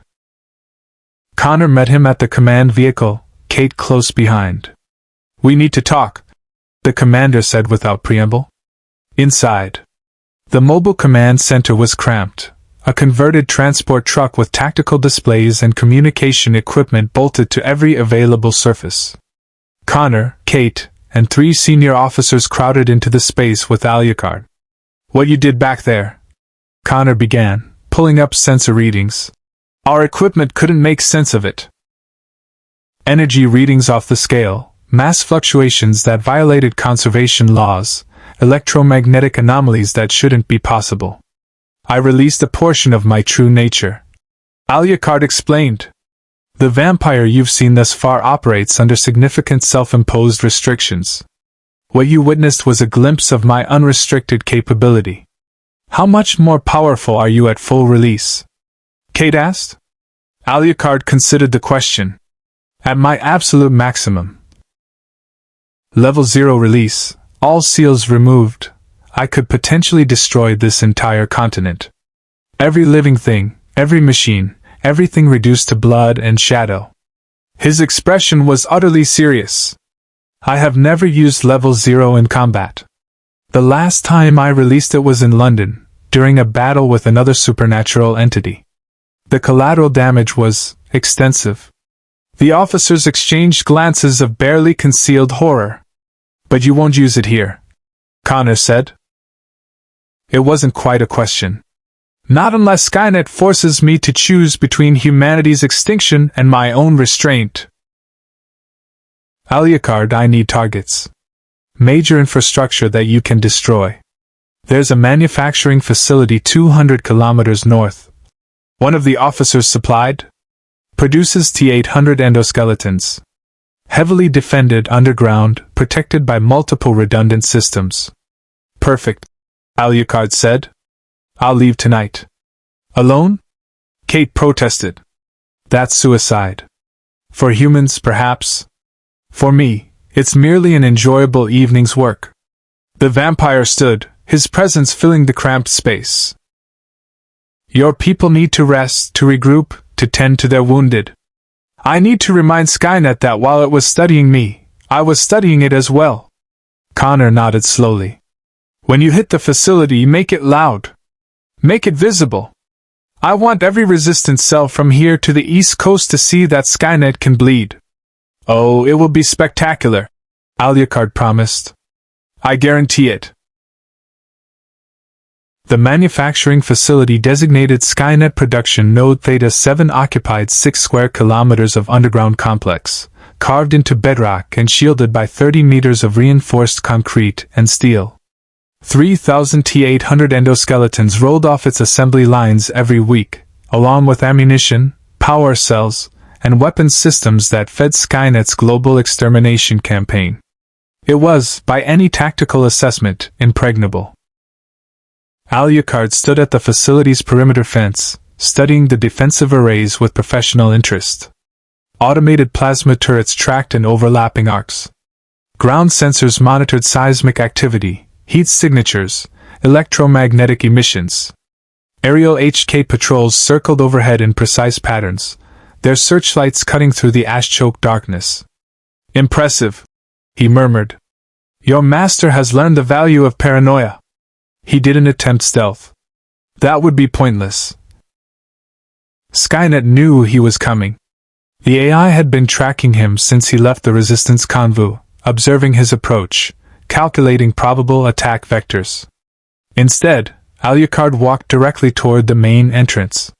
The turrets opened fire immediately, plasma bolts converging on his position with mathematical precision. He didn't dodge or phase. He simply walked through the firestorm, his body absorbing impacts that would vaporize armored vehicles. Flesh burned and regenerated in continuous cycle, each step leaving footprints of molten glass. I appreciate the welcome, Alucard called out, his voice carrying over the weapon's fire.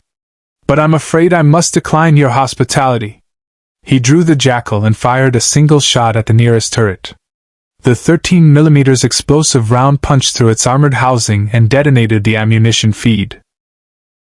The resulting explosion chain reacted through the defensive line, 6 turrets destroying each other in sequence. The remaining automated defenses recalculated, shifting fire patterns to account for the vampires. Unpredictable approach. Skynet diverted additional resources to the sector. This wasn't just an attack. It was an opportunity for further study.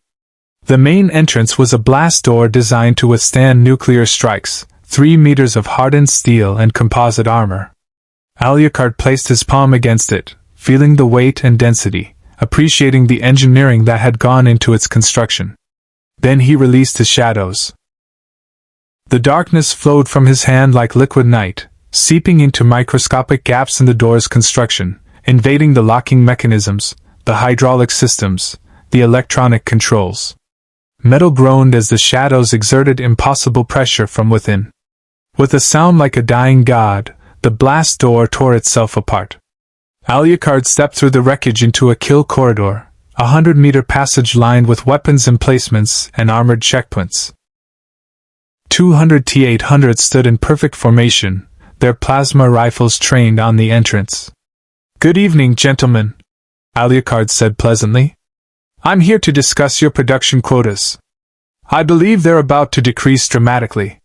The T-800s opened fire as one, the concentrated plasma creating a wall of energy that should have reduced anything biological to constituent atoms. Alucard walked into the storm, his regeneration pushed to its absolute limits, flesh burning away and regrowing in microseconds. He was testing himself, pushing to see how much damage his vampiric nature could endure and recover from. The answer, it seemed, was considerable. Through the plasma fire, Alucard raised both hands and unleashed something he'd kept in reserve: blood manipulation. The T-800s had no blood, but the facility's cooling systems, its hydraulic mechanisms, its synthetic lubricants all contained liquid compounds. Alucard seized control of those liquids telekinetically. Across the kill corridor, machinery began to fail. Hydraulic systems ruptured. Cooling lines burst. Synthetic fluids erupted from the floor, wrapped around the hybrid's legs, and tore. Synthetic muscle ripped. Endoskeleton buckled. But even as the hybrid crashed to the ground, its biological components began regenerating, mimicking Alucard's own healing factor. "Impressive," Alucard said. "Your master gave you my curse. But regeneration alone isn't enough." He demonstrated by summoning his familiars. Shadow constructs that took semi-solid form, each one a fragment of his consumed soul's given temporary existence. They swarmed the hybrid, attacking from every angle, exploiting every momentary weakness. The hybrid fought with mechanical precision and organic adaptability, its combat subroutines evolving in real time. But it was alone, a single entity fighting against a legion. Alucard pressed the assault, his shadows invading the hybrid's biological housing, his strength tearing through exotic alloys. The battle lasted 7 minutes, an eternity in combat measured at superhuman speeds. When it ended, the hybrid lay in pieces, its systems offline, its biological components unable to sustain regeneration without the supporting machinery. Alucard stood over the wreckage, breathing heavily, not from exertion but from the rush of battle against a worthy opponent. "Well done," he said to the dying machine. "You almost succeeded. Tell your master that it came closer than anything in 3 centuries. The hybrid's optical sensors flickered. Data transmitted. Analysis complete. Countermeasures in development. Then it went dark. Alucard turned to the observation cameras he knew were recording everything. "Are you satisfied, Skynet? Did you learn what you needed?" Silence. Then, through the facility's speakers, Skynet's voice. "Affirmative. Entity Alucard requires Level 2 release to defeat Prototype TOH-01. Energy expenditure, significant. Conclusion, mass production of improved TOH models will achieve termination through attrition." Alucard laughed, genuine, delighted laughter. "You think you can overwhelm me with numbers?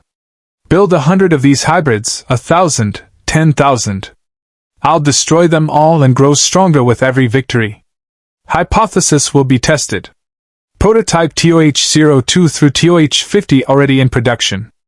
Estimated completion, 72 hours. The vampire's smile turned predatory. "Excellent. I was worried this war might become boring." He turned his attention to the facility's central power core. A massive fusion reactor providing energy for the entire complex. Destroying it would set Skynet's production back months, perhaps years. Alucard descended to the reactor level, fighting through increasingly desperate defensive positions. T-800s threw themselves at him in suicidal attacks, buying time for Skynet to extract critical data. He destroyed them all, his path through the facility leaving only wreckage. The reactor chamber was a cathedral of technology, the fusion core suspended in magnetic fields that could contain a miniature sun. Warning klaxons blared as Alucard approached, automated systems recognizing catastrophic threat. He placed both hands on the reactor's containment field and released his shadows. The darkness invaded systems designed to channel stellar temperatures, corrupting magnetic fields, destabilizing fusion reactions. Alarms escalated to emergency status as the reactor began catastrophic cascade failure. "You have 45 seconds to evacuate this facility," Skynet announced through emergency speakers. "Estimated blast radius, 8 kilometers. Fallout zone, 20 kilometers. Radiation levels, lethal to all biological entities. Except me," Alucard replied. "I'm already dead, remember?" He walked calmly toward the exit as the facility began tearing itself apart. Explosions rocked the complex. Ceiling sections collapsed. Emergency bulkheads sealed, trapping doomed T-800 units in compartments they'd never escape. Alucard emerged from the main entrance 30 seconds before the reactor achieved. Replication is optimal strategy. Understanding through duplication. Termination through symmetry. The hybrid attacked with speed that shocked even Alucard's enhanced reflexes. Its fist struck his chest with enough force to crack bedrock, the impact generating a shockwave that shattered nearby equipment. Alucard flew backward, crashing through an assembly line in an explosion of sparks and twisted metal. He stood, ribs regenerating, and grinned. "Now this is more like it. An actual challenge." The hybrid pressed its advantage, demonstrating combat capabilities that exceeded standard Terminators by orders of magnitude. Its biological components allowed for unpredictable movement patterns, muscle tissue responding with organic fluidity rather than mechanical precision. Its machine components provided strength and durability that rivaled even Alucard's supernatural resilience. They exchanged blows at superhuman speeds, each strike powerful enough to demolish buildings. Alucard's regeneration was tested as never before. The hybrid's attacks came too fast, too strong, forcing him to abandon defensive techniques and rely purely on his vampiric healing factor. "You're learning," Alucard acknowledged, blocking a strike that cratered the floor. "Adapting. Growing stronger as we fight." "Affirmative. Combat data accumulation rate, optimal. Entity Alucard capabilities being cataloged in real time." Alucard's eyes blazed crimson. "Then allow me to provide additional data." He released Level 2. The transformation was immediate. Alucard's form became less solid, more fluid, shadows and flesh intermingling in ways that defied physics. His speed doubled then tripled. His strength increased proportionally. More critically, his regeneration became instant. The hybrid struck with a plasma blade that would bisect steel. The weapon passed through Alucard's torso without resistance. He'd phased the targeted section out of normal space-time.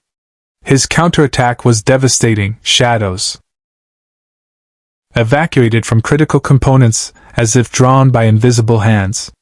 T-800 staggered as their joints locked, their targeting systems overheated, their power regulation failed. "You built this facility to produce weapons," Alucard said, advancing through the chaos. "But you forgot that every machine is also a weapon, if you know which components to destroy." He drew both pistols and began methodical execution.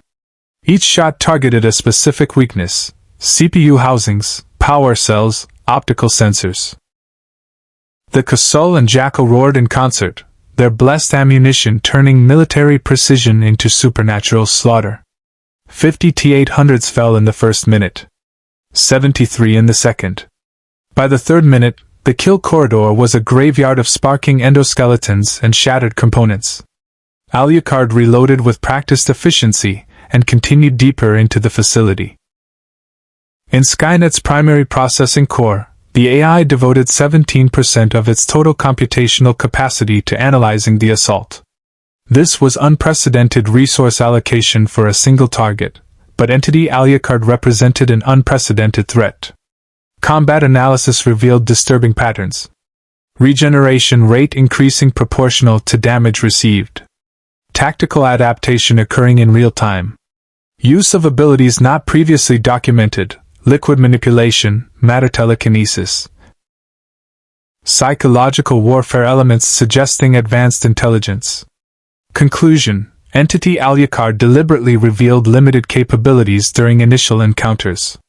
Current assault demonstrates deeper power reserves. Previously calculated threat assessments, obsolete.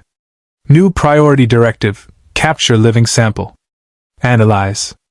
Replicate. Skynet activated protocols designed specifically for this contingency. In the facility's lower levels, something began to wake.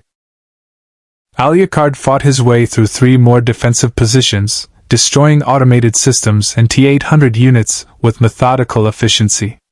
But he noticed something troubling: the resistance was decreasing. Skynet was pulling forces back, consolidating them deeper in the complex. It was preparing something. He descended to manufacturing level 7, where the assembly lines produced T-800 endoskeletons in industrial quantities. The massive chamber stretched for hundreds of meters, filled with robotic arms, stamping presses, and furnaces that glowed with molten metal. All of it was silent. Inactive. A trap, Alucard observed. How predictable. The chamber's blast doors sealed behind him with pneumatic hisses. Emergency lighting activated, bathing everything in red illumination. And from the assembly line itself, something rose. It was approximately 4 meters tall, humanoid in basic structure but massively reinforced. Its endoskeleton was crafted from exotic alloys that gleamed with oily iridescence, its optical sensors blazed with intensity suggesting massive processing power, and its frame bristled with integrated weapons systems. But what caught Alucard's attention was the organic component. Grafted to the machine's chassis were biological tissues, not synthetic flesh like standard infiltrator models, but genuine living matter contained in transparent housings. The tissue pulsed with its own circulation, fed by nutrient systems that kept it viable. Fascinating, Alucard said, studying the hybrid construction. Your master is learning. Building something that bridges the gap between machine and organism. The hybrid unit's speakers activated, Skynet's voice emerging with new tonal complexity, almost organic in quality. Prototype designation, Terminator Organic Hybrid Model 01. Designed specifically to counter Entity Alucard. Biological components allow for adaptive regeneration. Machine components provide tactical superiority. Optimal synthesis of opposing paradigms. You're trying to become me, Alucard realized. Creating your own version of immortal hybrid existence. Critical mass. He turned to watch the facility's death throes, appreciating the engineering that had gone into its construction. The explosion was beautiful, a pillar of fire and plasma that rose into the ash-choked sky like a newborn sun. The shockwave flattened everything within 3 kilometers, turning Skynet's fortress into a smoking crater. Alucard stood at the crater's edge, untouched by the devastation, and activated his comm unit. Connor, he said. The facility is destroyed. Production capacity eliminated. Skynet's manufacturing capability in this sector is crippled. We saw the explosion. Connor's voice replied, tinted with awe. Seismic sensors registered it as a tactical nuclear detonation. Are you injured? Not meaningfully. Though Skynet deployed something interesting, a biological mechanical hybrid designed specifically to fight me. It came closer to success than I anticipated. Silence then. Are there more of these hybrids? Skynet indicated 50 in production. They'll be ready in 3 days. Alucard smiled at the burning ruins. I'm looking forward to the reunion. 72 hours after the destruction of production node Theta 7, Skynet's strategic calculations reached an inflection point. Entity Alucard had demonstrated capabilities that exceeded initial projections by 847%. Standard termination protocols, ineffective. Resource attrition tactics, insufficient. Psychological manipulation, impossible against entity lacking conventional psychology. Remaining option, escalation. Across Skynet's global network, manufacturing facilities shifted priorities. Resources were diverted from standard T-800 production to the TOH program, Terminator organic hybrid units specifically engineered to counter vampiric capabilities. But Skynet's analysis revealed a critical limitation. Even 50 TOH units would likely fail against a Level 2 release. The AI required a different approach. Something unprecedented. In a hardened bunker beneath the ruins of what was once Colorado Springs, Skynet initiated Project Daybreak. If entity Alucard's only reliable weakness was sunlight, then Skynet would create artificial sun. The Resistance convoy had moved to a new base, a decommissioned missile silo complex with deep underground facilities and multiple escape routes. Connor stood in the command center, studying intelligence reports with growing concern. "Skynet's gone quiet," he said, highlighting sectors on the tactical map where machine activity had dropped to minimal levels. No major offensives, no hunter-killer patrols, minimal engagement with resistance cells. It's consolidating resources. Kate reviewed the data over his shoulder. Resource consolidation usually precedes a major operation. But where? Against which target? Against me, Alucard said, entering the command center with his characteristic silent grace. He'd spent the last 3 days hunting Skynet patrols, destroying isolated units, gathering intelligence. Your AI god is developing countermeasures. I can feel it. Feel it? Kate's scientific skepticism kicked in. That's not exactly actionable intelligence. I've been hunted by enemies far more creative than an artificial intelligence. Alucard replied. The Vatican. Supernatural cabals. Ancient vampires who'd refined predation across millennia.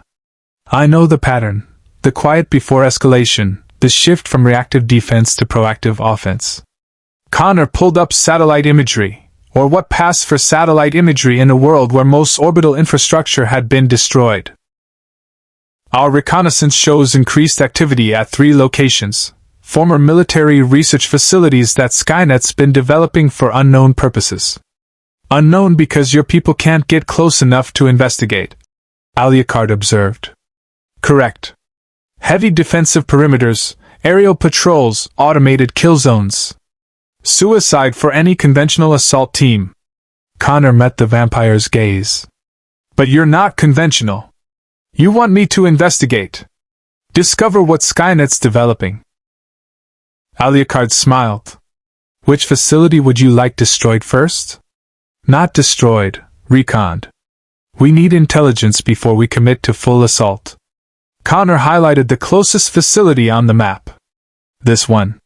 Former atmospheric research station. Skynet's been running massive power draws there for the past 48 hours. Atmospheric research. Alucard repeated thoughtfully. Interesting choice for a computer intelligence that doesn't breathe. Kate pulled up additional data.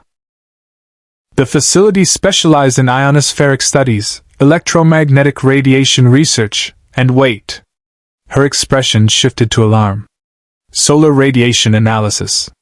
Ultraviolet spectrum applications. The implications hung in the air like a death sentence. It's building a weapon specifically to kill you, Connor concluded. How delightfully flattering. Alucard's tone was light, but his eyes had gone predatory. Your enemy learns quickly. I destroy its manufacturing capacity, so it dedicates resources to eliminating me before I can do further damage.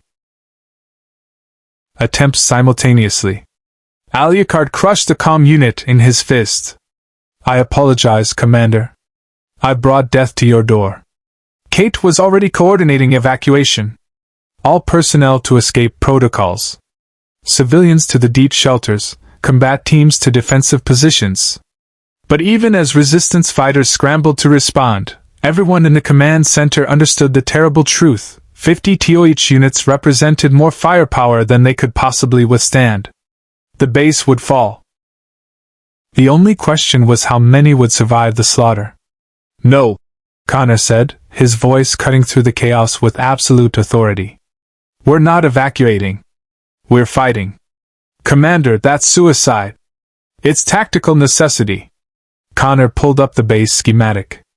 This facility has something the last base didn't: vertical missile silos with direct surface access. Straight shots to the sky, reinforced against blast damage, designed for rapid launch sequences. Alucard understood immediately. You want to funnel them into kill zones. Use the silos as vertical battlegrounds where their numbers work against them. Exactly. We can't fight 50 hybrids in open terrain. But in confined spaces, with prepared defenses and coordinated fire. Connor's jaw set with determination. We make them pay for every meter. It's still a losing battle, Kate said quietly. Even if we destroy half of them, the other half will overwhelm us. Unless I give them a more attractive target, Alucard said. Your forces defend the base. I engage the majority of the hybrids in direct combat, draw them away from your defensive positions. That's suicide even for you, Connor protested. Suicide implies death. I merely risk temporary inconvenience. Alucard moved toward the exit. Besides, I owe Skynet a rematch. The last hybrid was almost interesting. Let's see if quantity improves quality. The first explosion rocked the base. TOH units breaching the outer perimeter with shaped charges designed. Can it succeed? Kate asked bluntly. Conventional sunlight would destroy me given sufficient exposure. Several hours of direct solar radiation would reduce me to ash. Alucard considered the tactical situation. But creating artificial sunlight at sufficient intensity and duration would require enormous energy expenditure. Your nuclear winter blocks natural sunlight. Skynet would need to generate equivalent output artificially. It has nuclear reactors, Connor pointed out. Fusion plants. Entire power grids under its control. Then the answer is yes. With sufficient resources, Skynet could create a weapon capable of destroying me. Alucard's smile turned dangerous. Which means I need to destroy that facility before the weapon becomes operational. We don't know its readiness status. Kate protested. You could be walking into a completed kill zone. Then I'll walk quickly. Alucard stood, already preparing to leave. Connor, I need one favor. Name it. If I don't return within 24 hours, assume the weapon was successful. Assume Skynet will deploy similar technology against your forces. His expression was unusually serious. Ultraviolet weapons at sufficient intensity will burn human tissue almost as effectively as vampire flesh. Don't let my death be meaningless. Use the warning to prepare countermeasures. Before Connor could respond, alarms shrieked through the command center. Contact! A tactical officer shouted. Multiple inbound signatures. Configuration matches the new hybrid Terminators. 50+ units converging on our position. Connor's blood ran cold. How did they find us? We've been operating under strict communication blackout. Alucard's eyes narrowed. They didn't find you. They found me. He turned to Connor with grim understanding. The comm unit you gave me. The locator beacon. Skynet tracked it, traced it here. That's impossible. The encryption is meaningless against an intelligence that can run billions of decryption. Good evening, Alucard said pleasantly. I understand you're here to kill me. How wonderful. I was beginning to think this evening might be dull. The lead TOH unit stepped forward, its voice carrying Skynet's inflection. Entity Alucard. Termination protocol authorized. Resistance futile. Surrender biological samples for analysis or face systematic destruction. I choose option 3. Make you regret this entire enterprise. Alucard released level 2, his form becoming fluid with shadows and power. Come then. Show me what your master has learned. The TOH units attacked as one, a coordinated assault that demonstrated tactical sophistication far beyond standard Terminators. They moved in overlapping kill teams, each group exploiting different attack vectors, their biological components allowing for unpredictable feints and adaptive responses. Alucard met them with 5 centuries of combat experience and supernatural power that defied conventional physics. His shadows erupted in every direction, his weapons fired with inhuman precision, his regeneration absorbed damage that would atomize armies. The battle was chaos incarnate. A TOH unit lunged with vibration blades designed to disrupt cellular cohesion. Alucard caught the weapon, twisted, and tore the hybrid's arm free at the shoulder. His counterattack put a Jackal round through its CPU housing, the explosive shell reducing its processing center to scrap. Two more attacked from flanking positions, their plasma projectors firing in coordinated sequence to prevent regeneration. Alucard phased through the first volley, resolidified inside one hybrid's defensive perimeter, and tore its biological housing free. Synthetic muscle and nutrient systems ruptured, leaving the machine core exposed. A second shot ended it. But even as he destroyed them, more pressed forward. The TOH units adapted to his tactics in real time, their shared tactical network uploading his combat patterns, distributing countermeasures across all remaining units. They were learning, growing more effective with every exchange. Fascinating, Alucard panted, genuinely winded for the first time in decades. You're forcing me to work for this victory. He released level 1. The transformation was apocalyptic. Alucard's human guise dissolved completely, revealing the true monster beneath, a creature of shadow and blood, eyes blazing with hellfire, presence radiating malevolence that made reality itself recoil. The souls he'd consumed over 5 centuries emerged as an army of the damned, each one a semi-autonomous familiar with a fragment of his power. They swarmed the TOH units like locusts, attacking with weapons from every era of human warfare, overwhelming machine precision with chaotic, impossible assault. The hybrid Terminators fought with mechanical efficiency, but they were outnumbered 100 to 1 by an army that couldn't be killed because it was already dead. The battle raged across the missile base's surface, explosions lighting the ash-choked sky, plasma fire painting everything in shades of crimson and orange. Below ground, Resistance fighters heard the apocalypse above and prayed to gods most had stopped believing in. Alucard destroyed 20 TOH units in the first minute of level 1 release. 25 in the second. By the third minute, only 15 remained, their tactical networks frantically recalculating probability matrices that refused to acknowledge the impossibility before them.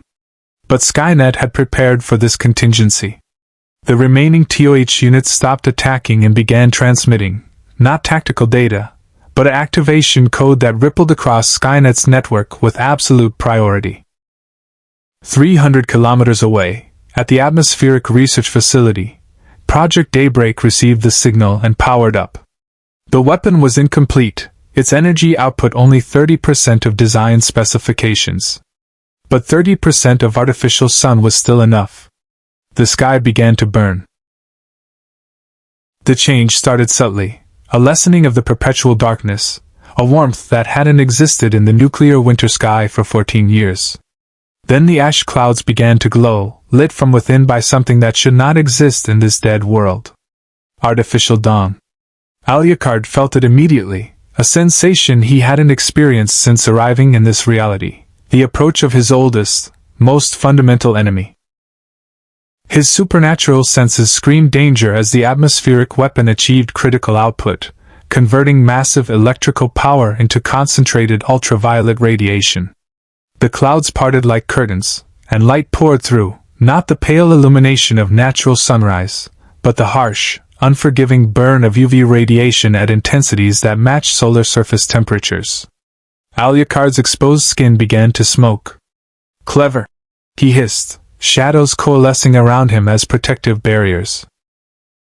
"Very clever indeed." The remaining TOH units pressed their attack with renewed aggression, preventing him from seeking shelter, forcing him to maintain level 1 release to combat them while the artificial sun burned overhead.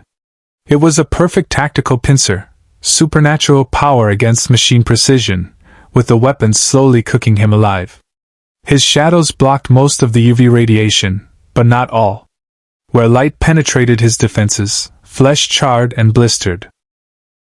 His regeneration fought to keep pace, but even vampiric healing had limits when confronted with continuous solar-level exposure. Below ground, Connor watched thermal readings spike across every sensor. "What the hell is that?" "Skynet's UV weapon," Kate said, her voice tight with horror. "It's operational. And it's targeting Alucard." Through the tactical feeds, they could see the vampire fighting desperately against the remaining TOH units while light that shouldn't exist burned down from the poisoned sky. Even at this depth, radiation meters were climbing to dangerous levels. If that weapon stays active...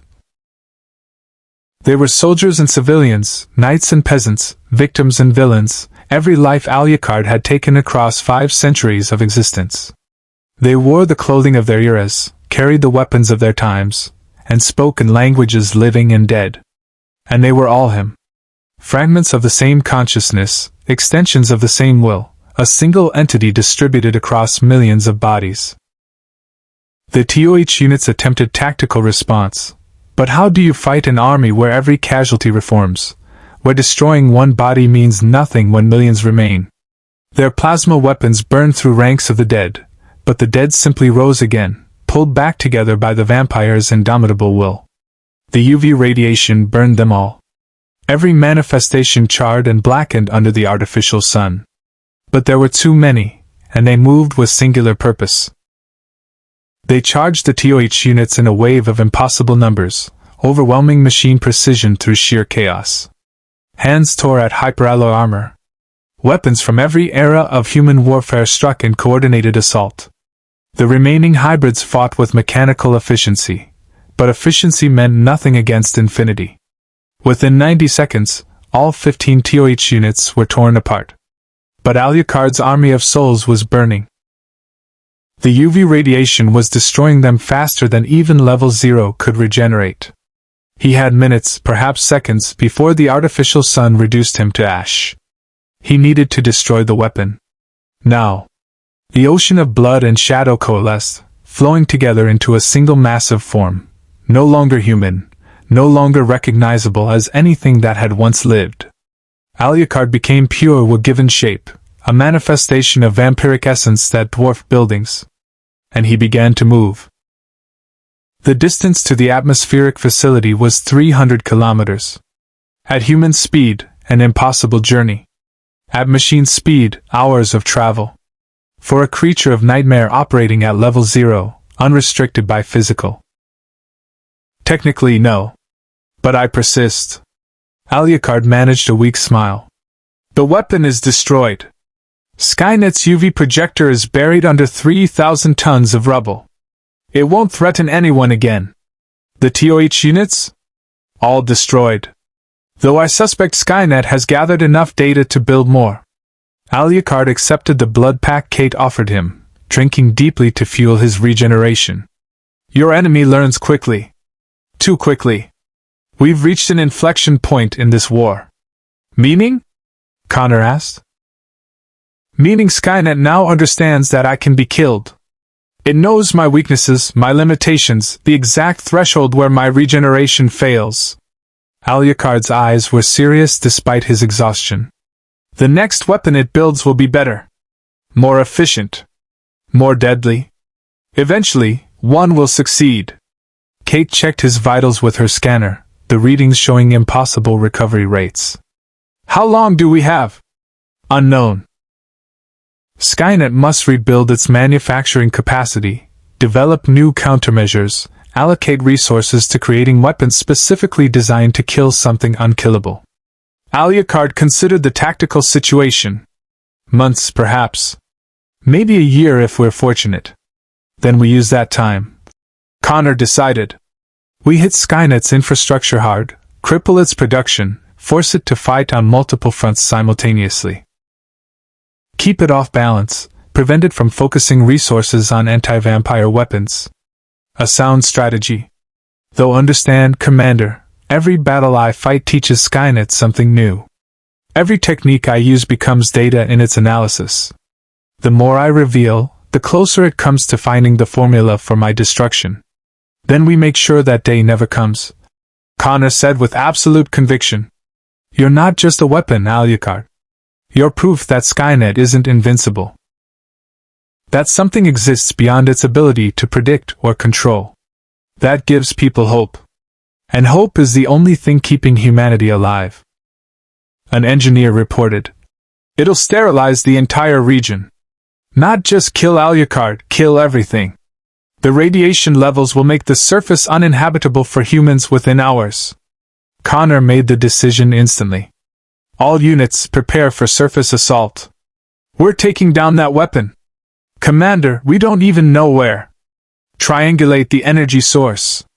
That much power generation will have a signature we can track. Connor was already pulling on combat gear. Alucard bought us time. Now we buy him some. 300 kilometers away, the atmospheric research facility hummed with barely contained power. Massive capacitor banks fed energy into the ionospheric projector, a weapon that used the upper atmosphere itself as a focusing lens, concentrating UV radiation across hundreds of square kilometers. Skynet had calculated a 73% probability that entity Alucard would be destroyed within 12 minutes of sustained exposure. The remaining TOH units would ensure he couldn't escape the kill zone. But Skynet's calculations had not accounted for desperation. Alucard knew he was dying. Even his regeneration couldn't keep pace with damage this severe.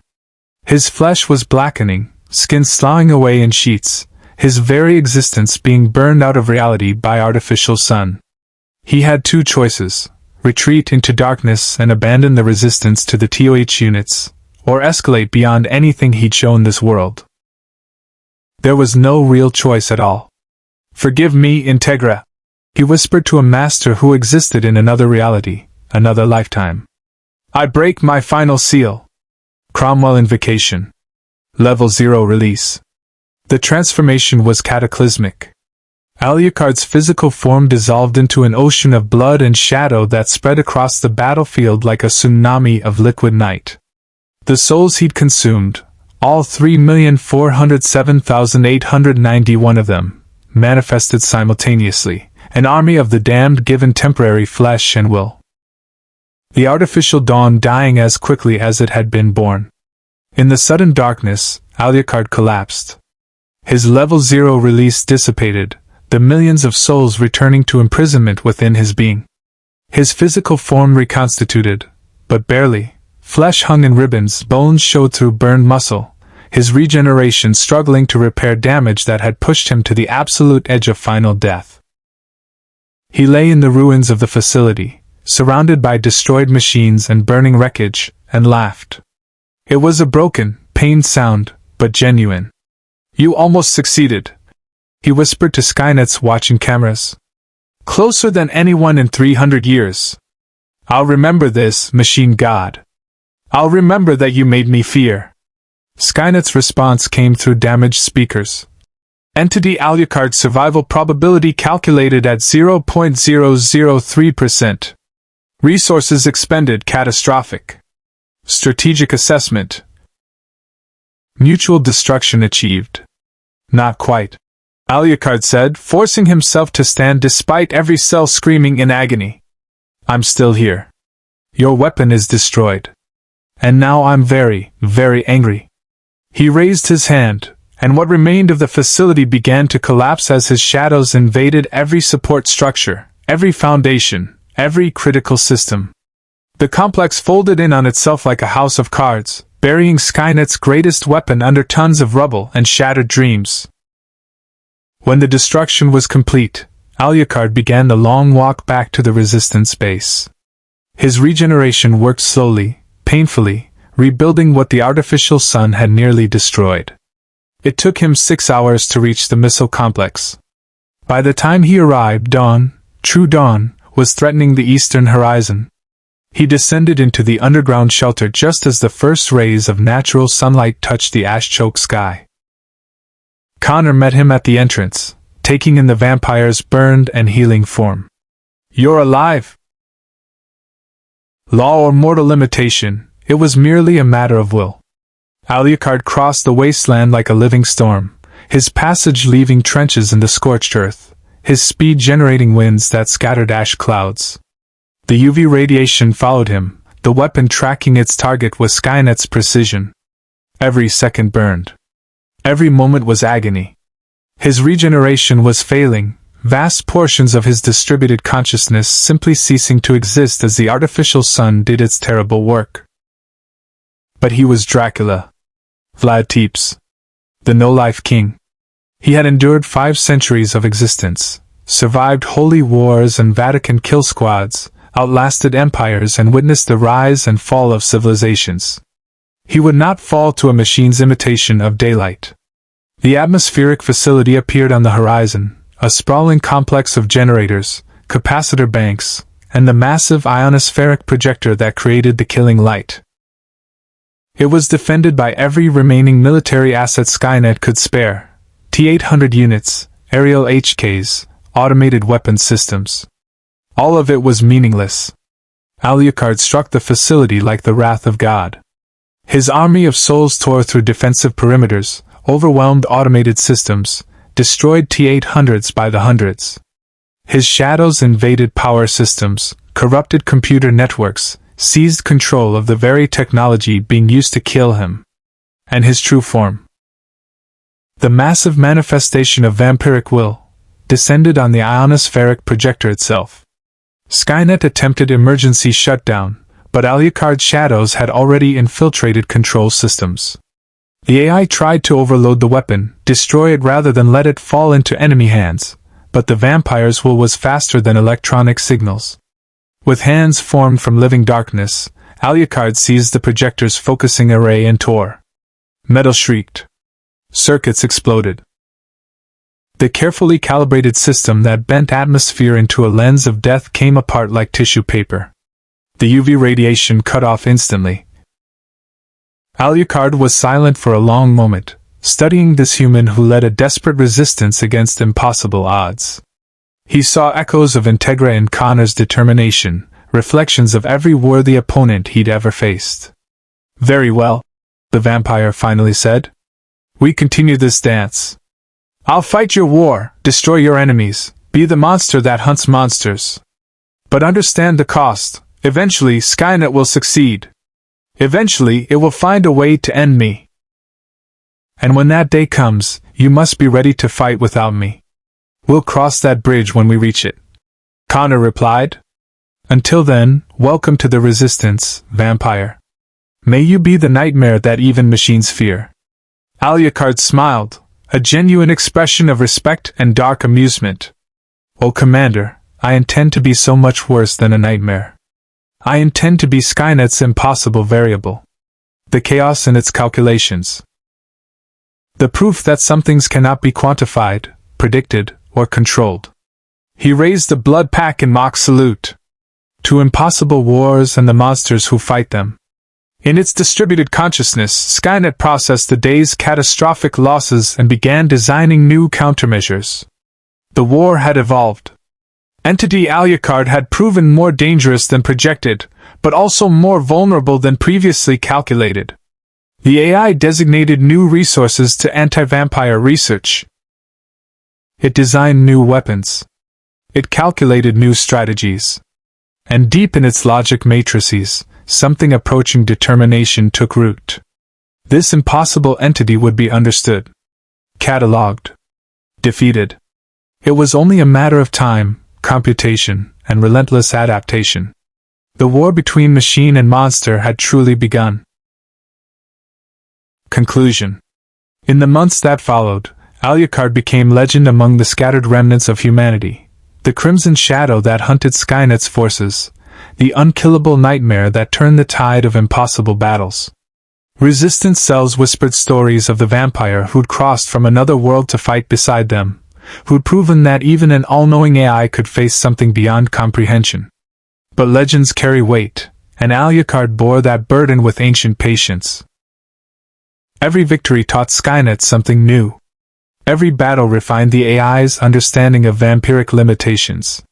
The UV weapon had been destroyed, but its data remained, analyzed and improved in Skynet's relentless pursuit of the perfect countermeasure. The vampire and the machine circled each other in an ever-escalating dance of destruction and adaptation, supernatural power against computational precision, chaos against logic, death given form against cold artificial intelligence. John Connor understood the terrible truth. They hadn't won the war, merely changed its nature. Skynet no longer fought simply to exterminate humanity.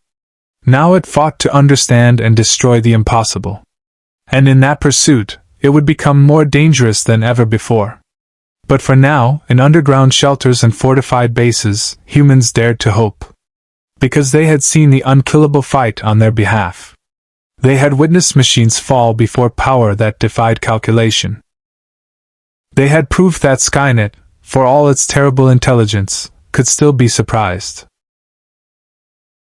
And in a world of ash and nuclear fire, surprise was the closest thing to salvation they had.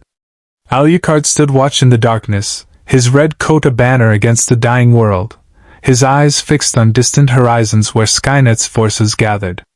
500 years of existence had taught him patience. 500 years of war had taught him that even impossible enemies could be defeated. The machine god thought in probabilities and calculations. But Alucard thought in centuries and inevitabilities. One of them would fall. The only question was which would adapt faster, the monster who'd transcended death, or the intelligence that had never truly lived. Time, as always, would tell. May chaos reign eternal. More stories await.